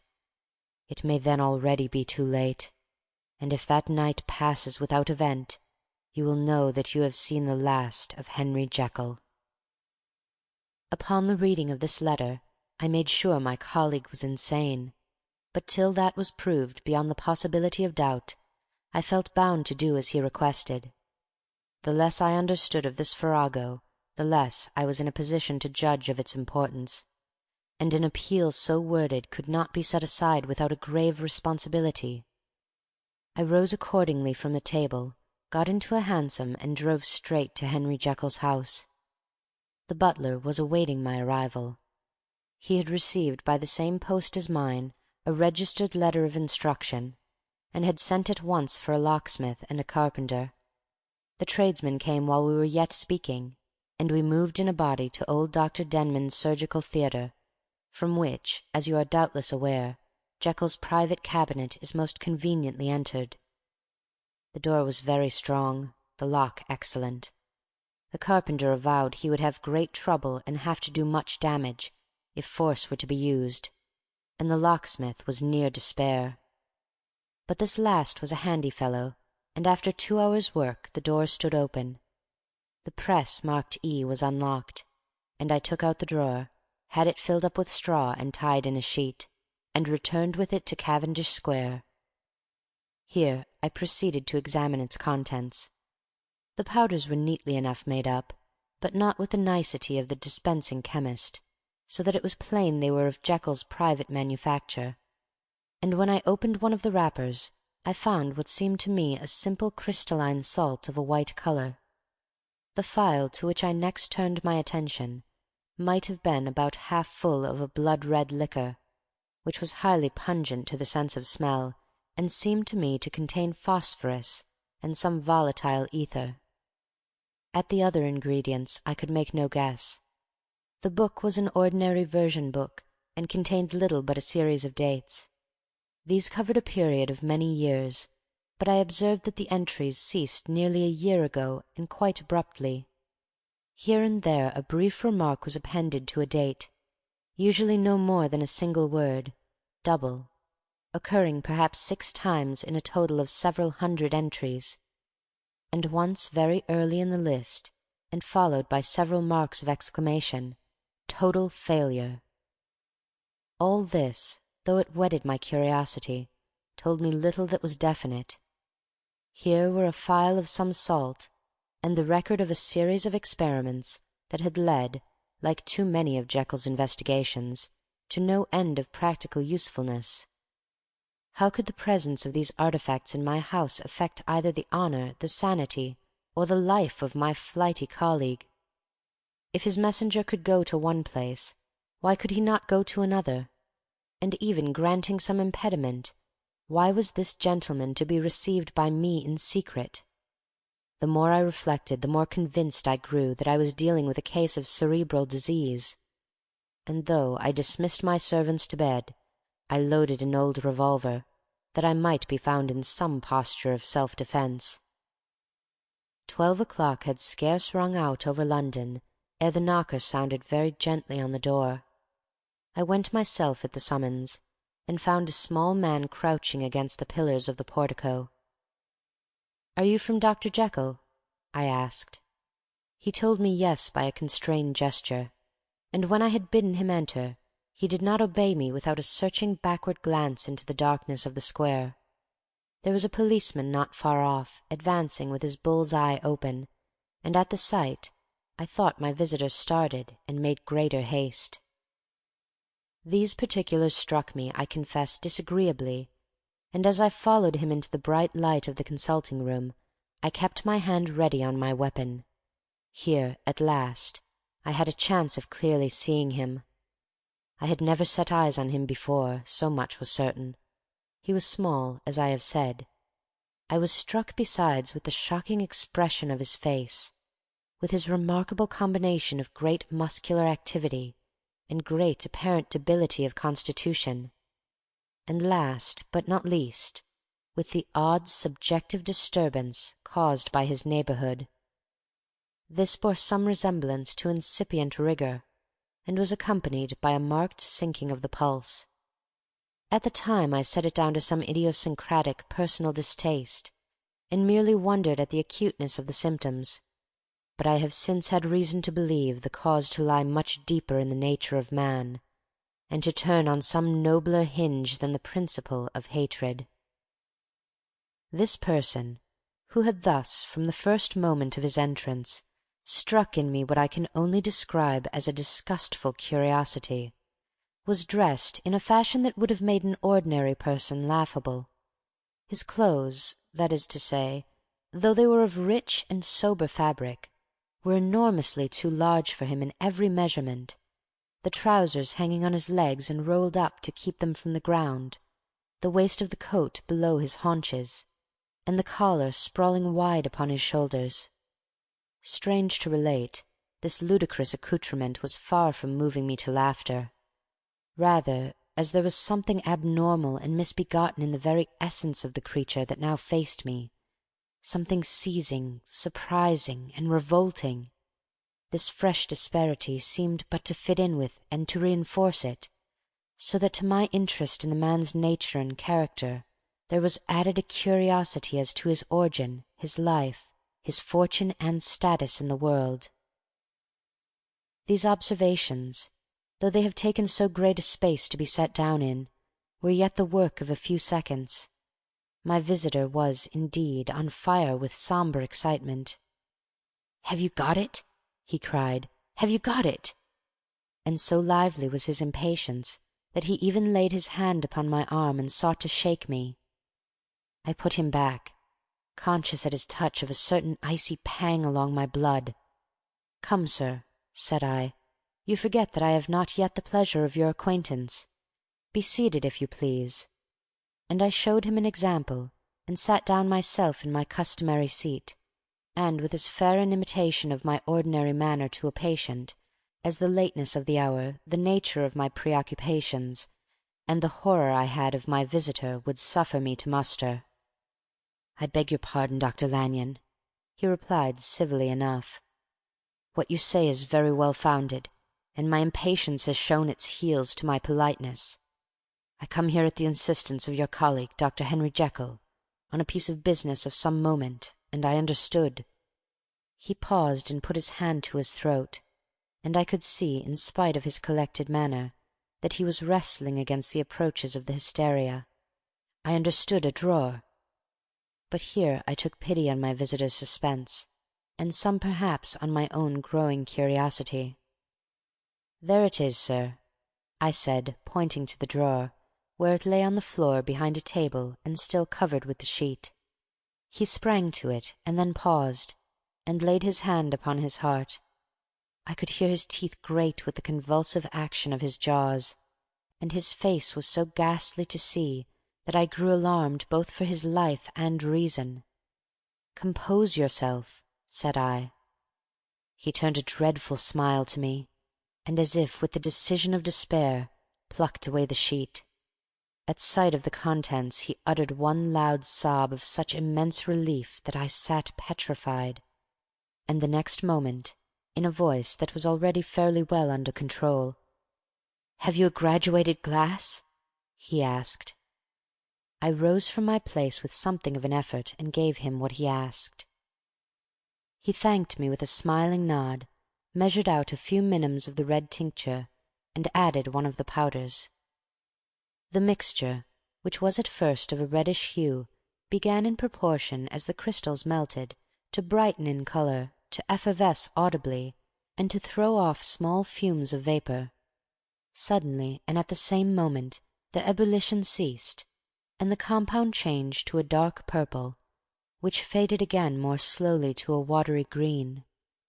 My visitor, who had watched these metamorphoses with a keen eye, smiled, set down the glass upon the table, and then turned and looked upon me with an air of scrutiny. "And now," said he, "to settle what remains. Will you be wise? Will you be guided? Will you suffer me to take this glass in my hand and to go forth from your house without further parley? Or has the greed of curiosity too much command of you? Think before you answer, for it shall be done as you decide. As you decide, you shall be left as you were before, and neither richer nor wiser, unless the sense of service rendered to a man in mortal distress may be counted as a kind of riches of the soul. Or, if you shall so prefer to choose, a new province of knowledge and new avenues to fame and power shall be laid open to you, here, in this room, upon the instant, and your sight shall be blasted by a prodigy to stagger the unbelief of Satan." "Sir," said I, affecting a coolness that I was far from truly possessing, "you speak enigmas, and you will perhaps not wonder that I hear you with no very strong impression of belief. But I have gone too far in the way of inexplicable services to pause before I see the end." "It is well," replied my visitor. "Lanyon, you remember your vows. What follows is under the seal of our profession. And now, you who have so long been bound to the most narrow and material views, you who have denied the virtue of transcendental medicine, you who have derided your superiors, behold!" He put the glass to his lips and drank at one gulp. A cry followed. He reeled, staggered, clutched at the table and held on, staring with injected eyes, gasping with open mouth. And as I looked, there came, I thought, a change. He seemed to swell, his face became suddenly black, and the features seemed to melt and alter. And the next moment I had sprung to my feet and leapt back against the wall, my arms raised to shield me from that prodigy, my mind submerged in terror. "Oh, God!" I screamed, and "Oh, God!" again and again, for there before my eyes, pale and shaken and half fainting, and groping before him with his hands, like a man restored from death, there stood Henry Jekyll. What he told me in the next hour I cannot bring my mind to set on paper. I saw what I saw, I heard what I heard, and my soul sickened at it. And yet now, when that sight has faded from my eyes, I ask myself if I believe it, and I cannot answer. My life is shaken to its roots. Sleep has left me. The deadliest terror sits by me at all hours of the day and night, and I feel that my days are numbered, and that I must die, and yet I shall die incredulous.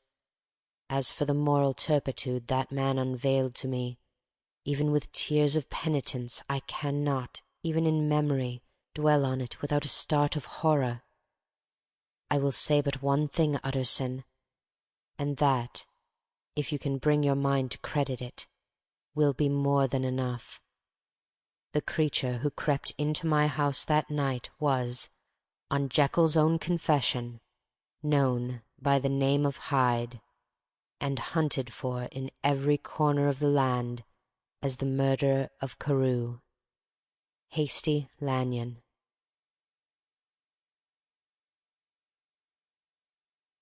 Chapter 10. Henry Jekyll's full statement of the case. I was born in the year 18 to a large fortune, endowed besides with excellent parts, inclined by nature to industry, fond of the respect of the wise and good among my fellow-men, and thus, as might have been supposed, with every guarantee of an honourable and distinguished future. And indeed, the worst of my faults was a certain impatient gaiety of disposition, such as has made the happiness of many, but such as I found it hard to reconcile with my imperious desire to carry my head high, and wear a more than commonly grave countenance before the public. Hence it came about that I concealed my pleasures, and that when I reached years of reflection, and began to look around me and take stock of my progress and position in the world, I stood already committed to a profound duplicity of me. Many a man would have even blazoned such irregularities as I was guilty of, but from the high views that I had set before me, I regarded and hid them with an almost morbid sense of shame. It was thus rather the exacting nature of my aspirations than any part of degradation in my faults that made me what I was, and, with even a deeper trench than in the majority of men, severed in me those provinces of good and ill which divide and compound a man's dual nature.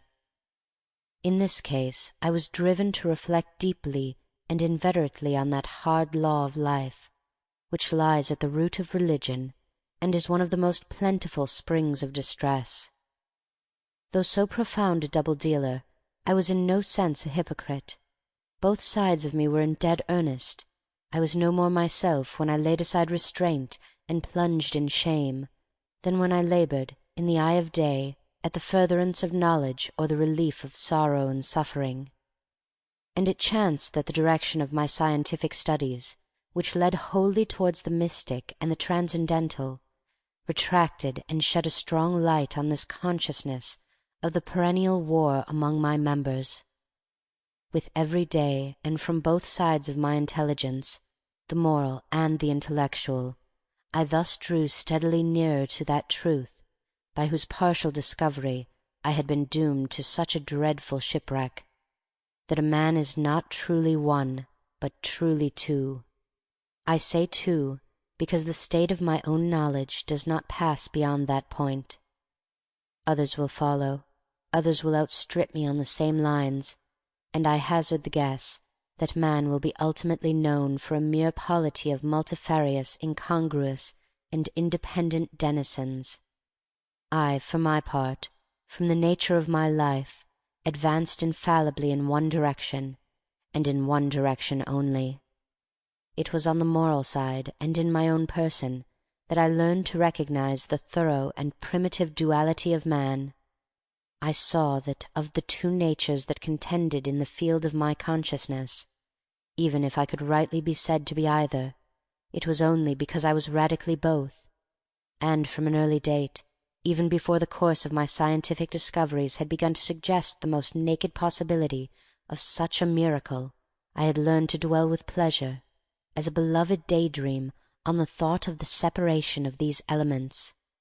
If each, I told myself, could be housed in separate identities, life would be relieved of all that was unbearable. The unjust might go his way, delivered from the aspirations and remorse of his more upright twin, and the just could walk steadfastly and securely on his upward path, doing the good things in which he found his pleasure, and no longer exposed to disgrace and penitence by the hands of this extraneous evil. It was the curse of mankind that these incongruous faggots were thus bound together, that in the agonized womb of consciousness these polar twins should be continuously struggling. How, then, were they disassociated? I was so far in my reflections when, as I have said, a side-light began to shine upon the subject from the laboratory table. I began to perceive more deeply than it has ever yet been stated the trembling immateriality, the mist-like transience, of this seemingly so solid body in which we walk attired. Certain agents I found to have the power to shake and pluck back that fleshy vestment, even as a wind might toss the curtains of a pavilion. For two good reasons I will not enter deeply into this scientific branch of my confession. First, because I have been made to learn that the doom and burden of our life is bound for ever on man's shoulders, and when the attempt is made to cast it off, it but returns upon us with more unfamiliar and more awful pressure. Second, because, as my narrative will make, alas, too evident, my discoveries were incomplete. Enough, then, that I will not only recognize my natural body from the mere aura and effulgence of certain of the powers that make up my spirit, but manage to compound a drug by which these powers should be dethroned from their supremacy, and a second form and countenance substituted, none the less natural to me because they were the expression and bore the stamp of lower elements in my soul. I hesitated long before I put this theory to the test of practice. I knew well that I risked death, for any drug that so potently controlled and shook the very fortress of identity might, by the least scruple of an overdose, or at the least inopportunity in the moment of exhibition, utterly blot out that immaterial tabernacle which I looked to it to change. But the temptation of a discovery so singular and profound at last overcame the suggestions of alarm. I had long since prepared my tincture. I purchased at once from a firm of wholesale chemists a large quantity of a particular salt which I knew from my experiments to be the last ingredient required, and late one accursed night I compounded the elements, watched them boil and smoke together in the glass, and when the ebullition had subsided, with a strong glow of courage, drank off the potion. The most racking pains succeeded, a grinding in the bones, deadly nausea, and a horror of the spirit that cannot be exceeded at the hour of birth or death. Then these agonies began swiftly to subside, and I came to myself as if out of a great sickness. There was something strange in my sensations, something indescribably new, and from its very novelty incredibly sweet. I felt younger, lighter, happier in body. Within I was conscious of a heady recklessness, a current of disordered sensual images running like a mill race in my fancy, a solution of the bonds of obligation, an unknown but not an innocent freedom of the soul. I knew myself, at the first breath of this new life, to be more wicked, tenfold more wicked, sold a slave to my original evil, and the thought in that moment braced and delighted me like wine. I stretched out my hands, exulting in the freshness of these sensations, and in the act I was suddenly aware that I had lost in stature. There was no mirror at that date in my room. That which stands beside me as I write was brought here later on and for the very purpose of these transformations. The night, however, was far gone into the morning. The morning, black as it was nearly ripe for the conception of the day.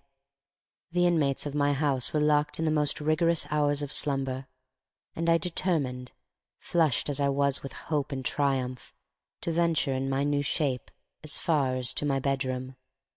I crossed the yard, wherein the constellations looked down upon me, I could have thought, with wonder, the first creature of that sort that their unsleeping vigilance had yet disclosed to them. I stole through the corridors, a stranger in my own house, and coming to my room, I saw for the first time the appearance of Edward Hyde. I must here speak by theory alone, saying not that which I know, but that which I suppose to be most probable. The evil side of my nature, to which I had now transferred the stamping efficacy, was less robust and less developed than the good, which I had just deposed. Again, in the course of my life, which had been, after all, 9/10 a life of effort, virtue, and control, it had been much less exercised and much less exhausted, and hence, as I think, it came about that Edward Hyde was so much smaller, slighter, and younger than Henry Jekyll. Even as good shone upon the countenance of the one, evil was written broadly and plainly on the face of the other. Evil besides, which I must still believe to be the lethal side of man, had left on that body an imprint of deformity and decay. And yet, when I looked upon that ugly idol in the glass, I was conscious of no repugnance, rather a leap of welcome. This, too, was myself. It seemed natural and human. In my eyes it bore a livelier image of the spirit. It seemed more express and single than the imperfect and divided countenance I had been hitherto accustomed to call mine. And in so far I was doubtless right. I have observed that when I wore the semblance of Edward Hyde, none could come near me at first without a visible misgiving of the flesh. This, as I take it, was because all human beings, as we meet them, are commingled out of good and evil, and Edward Hyde, alone in the ranks of mankind, was pure evil. I lingered but a moment at the mirror. The second and conclusive experiment had yet to be attempted. It yet remained to be seen if I had lost my identity beyond redemption, and must flee before daylight from a house that was no longer mine. And hurrying back to my cabinet, I once more prepared and drank the cup, once more suffered the pangs of dissolution, and came to myself once more with the character, the stature, and the face of Henry Jekyll. That night I had come to the fatal cross-roads. Had I approached my discovery in a more noble spirit, had I risked the experiment while under the empire of generous or pious aspirations, all must have been otherwise. And from these agonies of death and birth I had come forth an angel instead of a fiend. The drug had no discriminating action. It was neither diabolical nor divine, but it shook the doors of the prison-house of my disposition, and like the captives of Philippi, that which stood within ran forth. At that time my virtue slumbered. My evil, kept awake by ambition, was alert and swift to seize the occasion, and the thing that was projected was Edward Hyde. Hence, although I had now two characters, as well as two appearances, one was wholly evil, and the other was still the old Henry Jekyll, that incongruous compound of whose reformation and improvement I had already learned to despair. The movement was thus wholly toward the worse. Even at that time I had not conquered my aversions to the dryness of a life of study. I would still be merrily disposed at times, and as my pleasures were, to say the least, undignified, and I was not only well known and highly considered, but growing towards the elderly man, this incoherency of my life was daily growing more unwelcome. It was on this side that my new power tempted me until I fell in slavery. I had but to drink the cup, to doff at once the body of the noted professor, and to assume like a thick cloak that of Edward Hyde. I smiled at the notion. It seemed to me at the time to be humorous, and I made my preparations with the most studious care.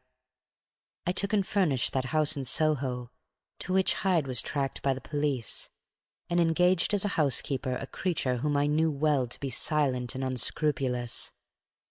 On the other side, I announced to my servants that a Mr. Hyde, whom I described, was to have full liberty and power about my house in the square, and to parry mishap, I even called and made myself a familiar object in my second character. I next drew up that will to which you so much objected, so that if anything befell me in the person of Dr. Jekyll, I could enter on that of Edward Hyde without pecuniary loss. And thus fortified, as I supposed on every side, I began to profit by the strange immunities of my position. Men have before hired bravos to transact their crimes, while their own person and reputation sat under shelter. I was the first that ever did so for his pleasures. I was the first that could plod in the public eye with a load of genial respectability, and in a moment, like a schoolboy, strip off these lendings and spring headlong into the sea of liberty. But for me, in my impenetrable mantle, the safety was complete. Think of it! I did not even exist. Let me but escape into my laboratory door, give me but a second or two to mix and swallow the draught that I had always standing ready, and whatever he had done, Edward Hyde would pass away like the stain of breath upon a mirror, and there in his stead, quietly at home, trimming the midnight lamp in his study, a man who could afford to laugh at suspicion, would be Henry Jekyll. The pleasures which I made haste to seek in my disguise were, as I have said, undignified. I would scarce use a harder term. But in the hands of Edward Hyde they soon began to turn toward the monstrous. When I would come back from these excursions, I was often plunged into a kind of wonder at my vicarious depravity.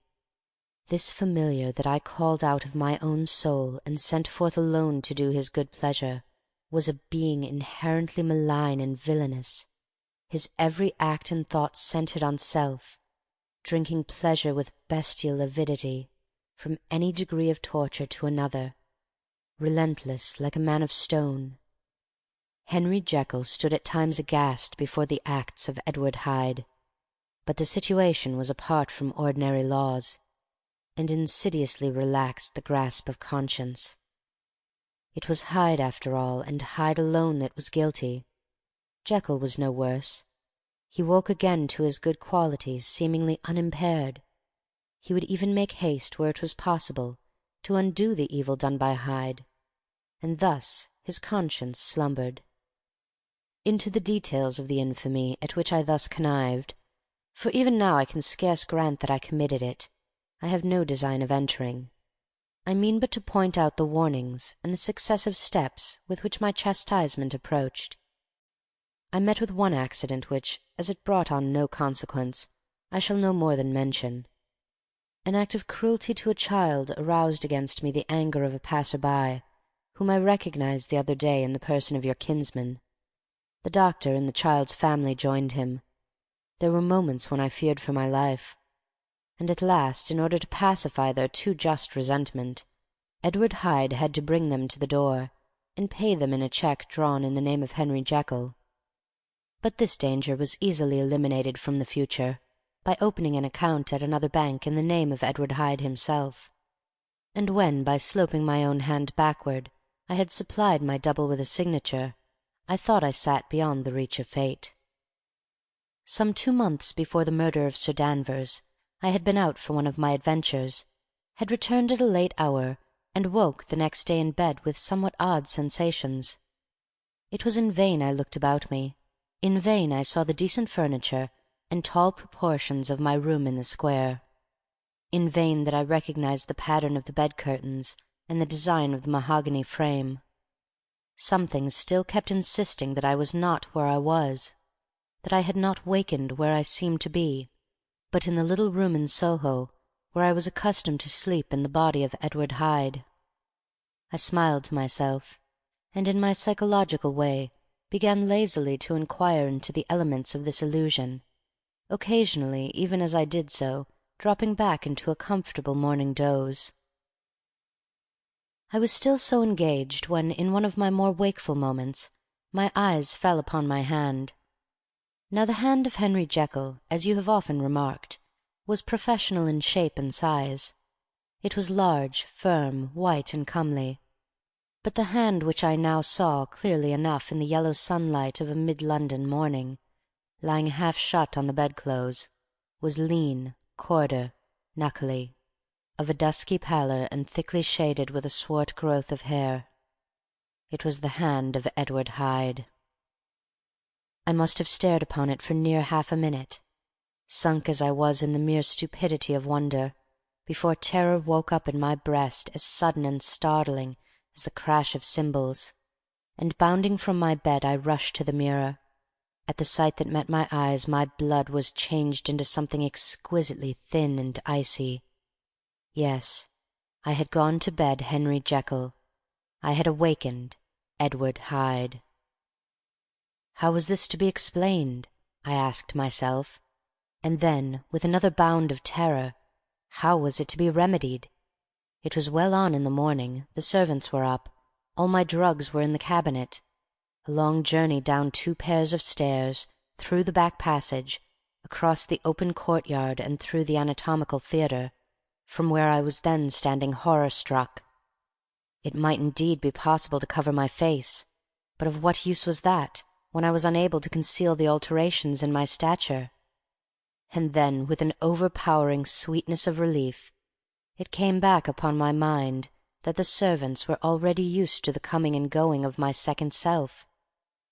I had soon dressed, as well as I was able, in the clothes of my own size, had soon passed through the house, where Bradshaw stared and drew back at seeing Mr. Hyde at such an hour and in such a strange array, and 10 minutes later Dr. Jekyll had returned to his own shape, and was sitting down, with a darkened brow, to make a feint of breakfasting. Small indeed was my appetite. This inexplicable incident, this reversal of my previous experience, seemed, like the Babylonian finger on the wall, to be spelling out the letters of my judgment, and I began to reflect more seriously than ever before on the issues and possibilities of my double existence. That part of me which I had the power of projecting had lately been much exercised and nourished.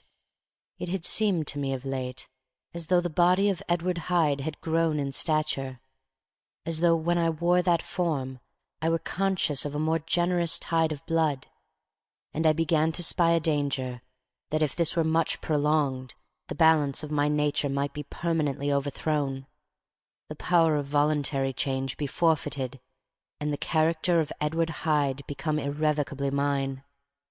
The power of the drug had not always been equally displayed. Once, very early in my career, it had totally failed me. Since then I had been obliged on more than one occasion to double, and once, with infinite risk of death, to treble the amount.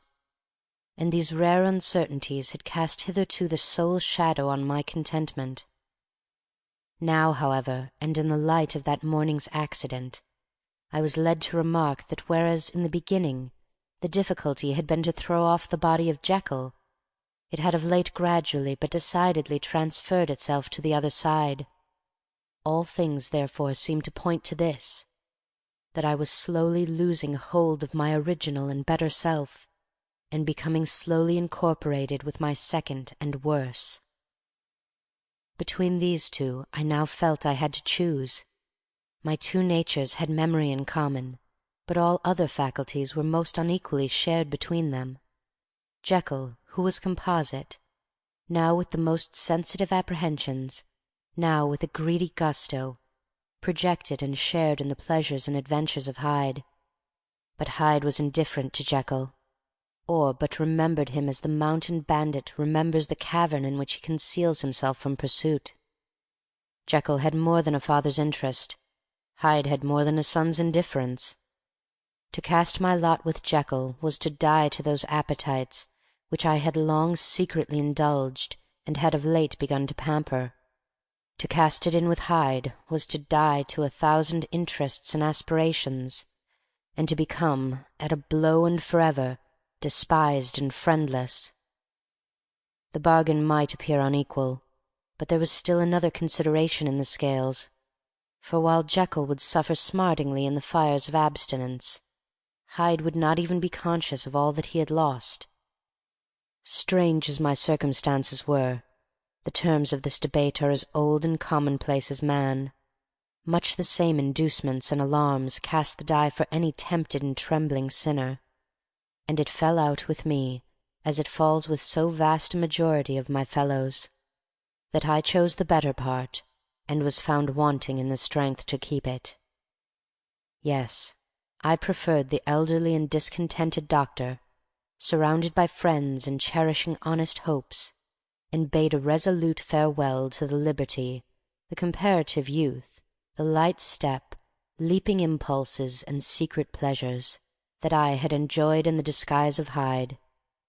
I made this choice, perhaps, with some unconscious reservation, for I neither gave up the house in Soho, nor destroyed the clothes of Edward Hyde, which still lay ready in my cabinet. For 2 months, however, I was true to my determination. For 2 months I led a life of such severity as I had never before attained to, and enjoyed the compensations of an approving conscience. But time began at last to obliterate the freshness of my alarm. The praises of conscience began to grow into a thing of course. I began to be tortured with throes and longings, as of Hyde struggling after freedom, and at last, in an hour of moral weakness, I once again compounded and swallowed the transforming draught. I do not suppose that when a drunkard reasons with himself upon his vice, he is once out of 500 times affected by the dangers that he runs through his brutish physical insensibility. Neither had I, long as I had considered my position, made enough allowance for the complete moral insensibility and insensate readiness to evil, which were the leading characters of Edward Hyde. Yet it was by these that I was punished. My devil had been long caged, he came out roaring. I was conscious, even when I took the draught, of a more unbridled, a more furious propensity to ill. It must have been this, I suppose, that stirred in my soul that tempest of impatience with which I listened to the civilities of my unhappy victim. I declare, at least before God, no man morally sane could have been guilty of that crime upon so pitiful a provocation, and that I struck in no more reasonable spirit than that in which a sick child may break a plaything. But I had voluntarily stripped myself of all those balancing instincts by which even the worst of us continues to walk with some degree of steadiness among temptations, and in my case, to be tempted, however slightly, was to fall. Instantly the spirit of hell awoke in me and raged. With a transport of glee I mauled the unresisting body, tasting delight from every blow, and it was not till weariness had begun to succeed that I was suddenly, in the top fit of my delirium, struck through the heart by a cold thrill of terror. A mist dispersed. I saw my life to be forfeit, and fled from the scene of these excesses, at once glorying and trembling, my lust of evil gratified and stimulated, my love of life screwed to the topmost peg. I ran to the house in Soho, and, to make assurance doubly sure, destroyed my papers.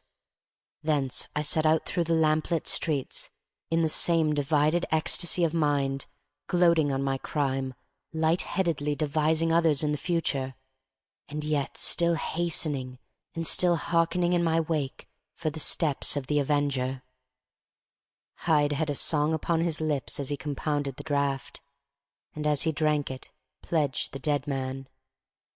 The pangs of transformation had not done tearing him before Henry Jekyll, with streaming tears of gratitude and remorse, had fallen upon his knees and lifted his clasped hands to God. The veil of self-indulgence was rent from head to foot. I saw my life as a whole. I followed it up from the days of childhood, when I had walked with my father's hand, and through the self-denying toils of my professional life, to arrive again and again, with the same sense of unreality, at the damned horrors of the evening. I could have screamed aloud. I sought with tears and prayers to smother down the crowd of hideous images and sounds with which my memory swarmed against me, and still, between the petitions, the ugly face of my iniquity stared into my soul. As the acuteness of this remorse began to die away, it was succeeded by a sense of joy. The problem of my conduct was solved. Hyde was thenceforth impossible. Whether I would or not, I was now confined to the better part of my existence, and oh, how I rejoiced to think of it! With what willing humility I embraced anew the restrictions of natural life! With what sincere renunciation I locked the door by which I had so often gone and come, and ground the key under my heel! The next day came the news that the murder had not been overlooked, that the guilt of Hyde was patent to the world, and that the victim was a man in high public estimation. It was not only a crime, it had been a tragic folly. I think I was glad to know it. I think I was glad to have my better impulses thus buttressed and guarded by the terrors of the scaffold. Jekyll was now my city of refuge.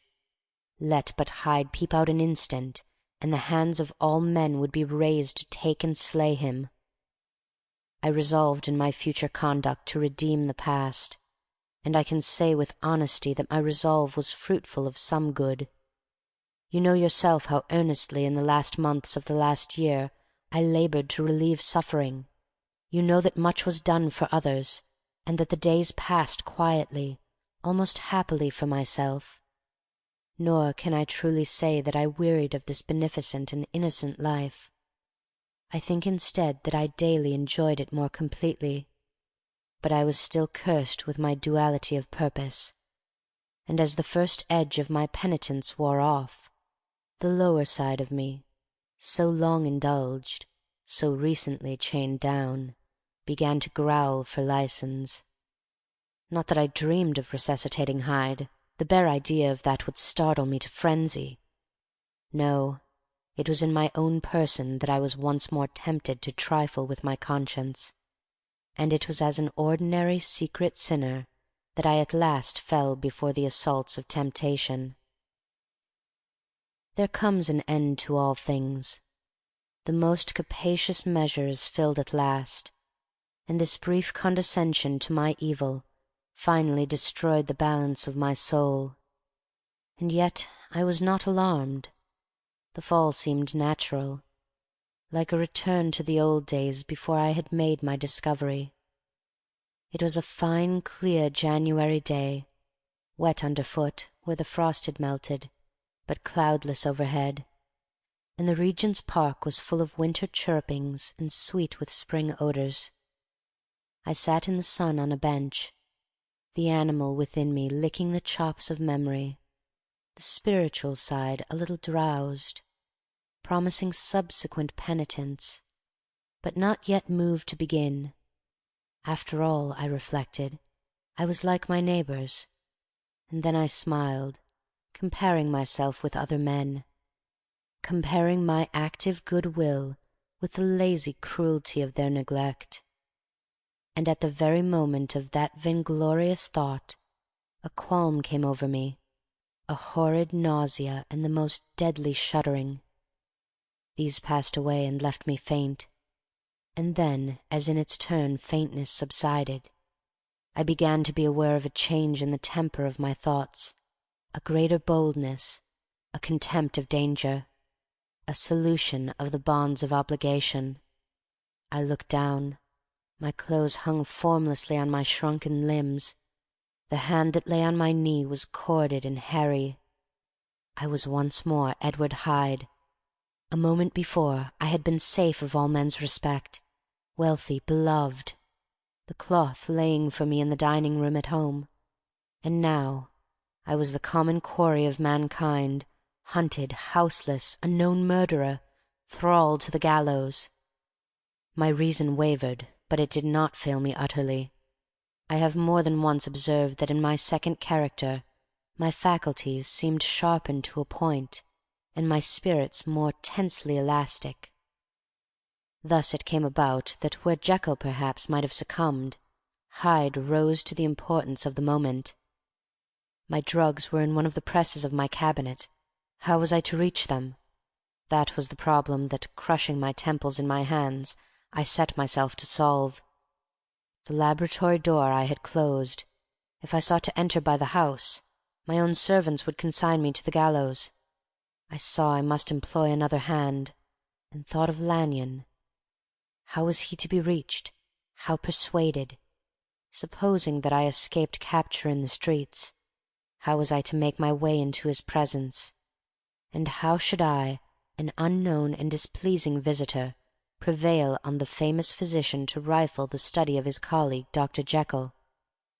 Then I remembered that of my original character one part remained to me. I could write my own hand, and once I had conceived that kindling spark, the way that I must follow became lightened up from end to end. Thereupon I arranged my clothes as best I could, and summoning a passing hansom, drove to an hotel in Portland Street, the name of which I chanced to remember. At my appearance, which was indeed comical enough, however tragic a fate these garments covered, the driver could not conceal his mirth. I gnashed my teeth upon him with a gust of devilish fury, and the smile withered from his face, happily for him, yet more happily for myself, for in another instant I had certainly dragged him from his perch. At the inn, as I entered, I looked about me with so black a countenance as made the attendants tremble. Not a look did they exchange in my presence, but obsequiously took my orders, led me to a private room, and brought me wherewithal to write. Hyde in danger of his life was a creature new to me, shaken with inordinate anger, strung to the pitch of murder, lusting to inflict pain. Yet the creature was astute, mastered his fury with a great effort of the will, composed his two important letters, one to Lanyon and one to Poole, and that he might receive actual evidence of their being posted, sent them out with directions that they should be registered. Thenceforward he sat all day over the fire in the private room, gnawing his nails. There he dined, sitting alone with his fears, the waiter visibly quailing before his eyes, and thence, when the night was fully come, he set forth in the corner of a closed cab, and was driven to and fro about the streets of the city. He, I say. I cannot say I. That child of hell had nothing human, nothing lived in him but fear and hatred. And when at last, thinking the driver had begun to grow suspicious, he discharged the cab and ventured on foot, attired in his misfitting clothes, an object marked out for observation, into the midst of the nocturnal passengers. These two base passions raged within him like a tempest. He walked fast, hunted by his fears, chattering to himself, skulking through the less frequented thoroughfares, counting the minutes that still divided him from midnight. Once a woman spoke to him, offering, I think, a box of lights. He smote her in the face, and she fled. When I came to myself at Lanyon's, the horror of my old friend perhaps affected me somewhat. I do not know. It was at least but a drop in the sea to the abhorrence with which I looked back upon these hours. A change had come over me.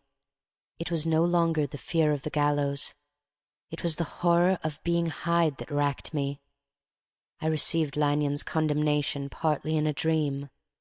It was partly in a dream that I came home to my own house and got into bed. I slept after the prostration of the day, with a stringent and profound slumber which not even the nightmares that wrung me could avail to break.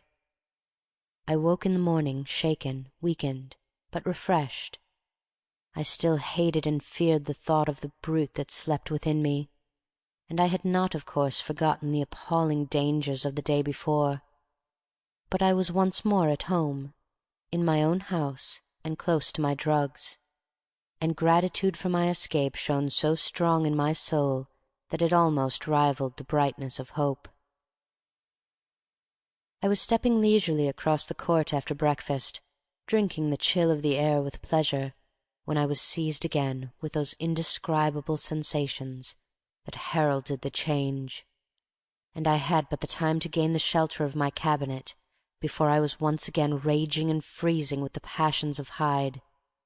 It took on this occasion a double dose to recall me to myself, and alas, 6 hours after, as I sat looking sadly in the fire, the pangs returned, and the drug had to be re-administered. In short, from that day forth, it seemed only by a great effort as of gymnastics, and only under the immediate stimulation of the drug, that I was able to wear the countenance of Jekyll. At all hours of the day and night I would be taken with the premonitory shudder. Above all, if I slept, or even dozed for a moment in my chair, it was always as Hyde that I awakened. Under the strain of this continually impending doom, and by the sleeplessness to which I now condemned myself, aye, even beyond what I had thought possible to man, I became, in my own person, a creature eaten up and emptied by fever, languidly weak in both body and mind, and solely occupied by one thought, the horror of my other self. But when I slept, or when the virtue of the medicine wore off, I would leap almost without transition, for the pangs of transformation grew daily less marked, into the possession of a fancy brimming with images of terror, a soul boiling with causeless hatreds, and a body that seemed not strong enough to contain the raging energies of life. The powers of Hyde seemed to have grown with the sickliness of Jekyll, and certainly the hate that now divided them was equal on each side. With Jekyll it was a thing of vital instinct. He had now seen the full deformity of that creature that shared with him some of the phenomena of consciousness, and was co-heir with him to death, and beyond these links of community, which in themselves made the most poignant part of his distress, he thought of Hyde, for all his energy of life, as of something not only hellish but inorganic. This was the shocking thing, that the slime of the pit seemed to utter cries and voices, that the amorphous dust gesticulated and sinned, that what was dead and had no shape could usurp the offices of life, and this again, that that insurgent horror was knit to him closer than a wife, closer than an eye, lay caged in his flesh, where he heard it mutter and felt it struggle to be born, and at every hour of weakness, and in the confidence of slumber, prevailed against him, and deposed him out of life. The hatred of Hyde for Jekyll was of a different order. His terror of the gallows drove him continually to commit temporary suicide, and returned to his subordinate station of a part instead of a person. But he loathed the necessity, he loathed the despondency into which Jekyll was now fallen, and he resented the dislike with which he himself was regarded.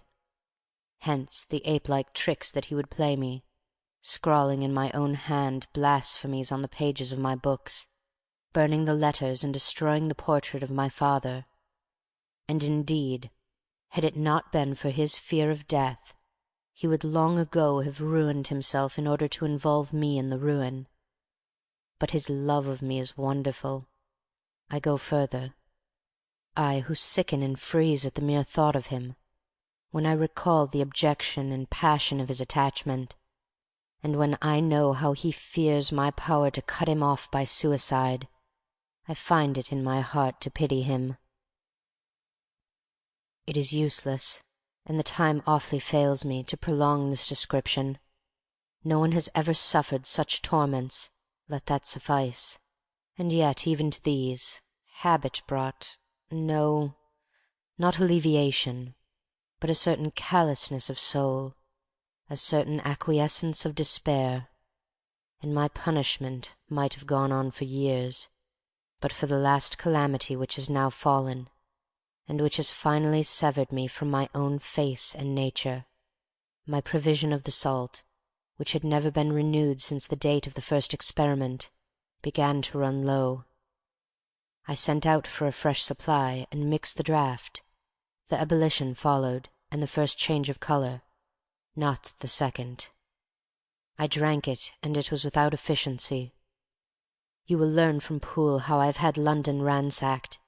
It was in vain, and I am now persuaded that my first supply was impure, and that it was that unknown impurity which lent efficacy to the draught. About a week has passed, and I am now finishing this statement under the influence of the last of the old powders. This, then, is the last time, short of a miracle, that Henry Jekyll can think his own thoughts, or see his own face, now how sadly altered, in the glass. Nor must I delay too long to bring my writing to an end, for if my narrative has hitherto escaped destruction, it has been by a combination of great prudence and great good luck. Should the throes of change take me in the act of writing it, Hyde will tear it in pieces. But if some time shall have elapsed after I have laid it by, his wonderful selfishness and circumscription to the moment will probably save it once again from the action of his ape-like spite. And indeed the doom that is closing on us both has already changed and crushed him.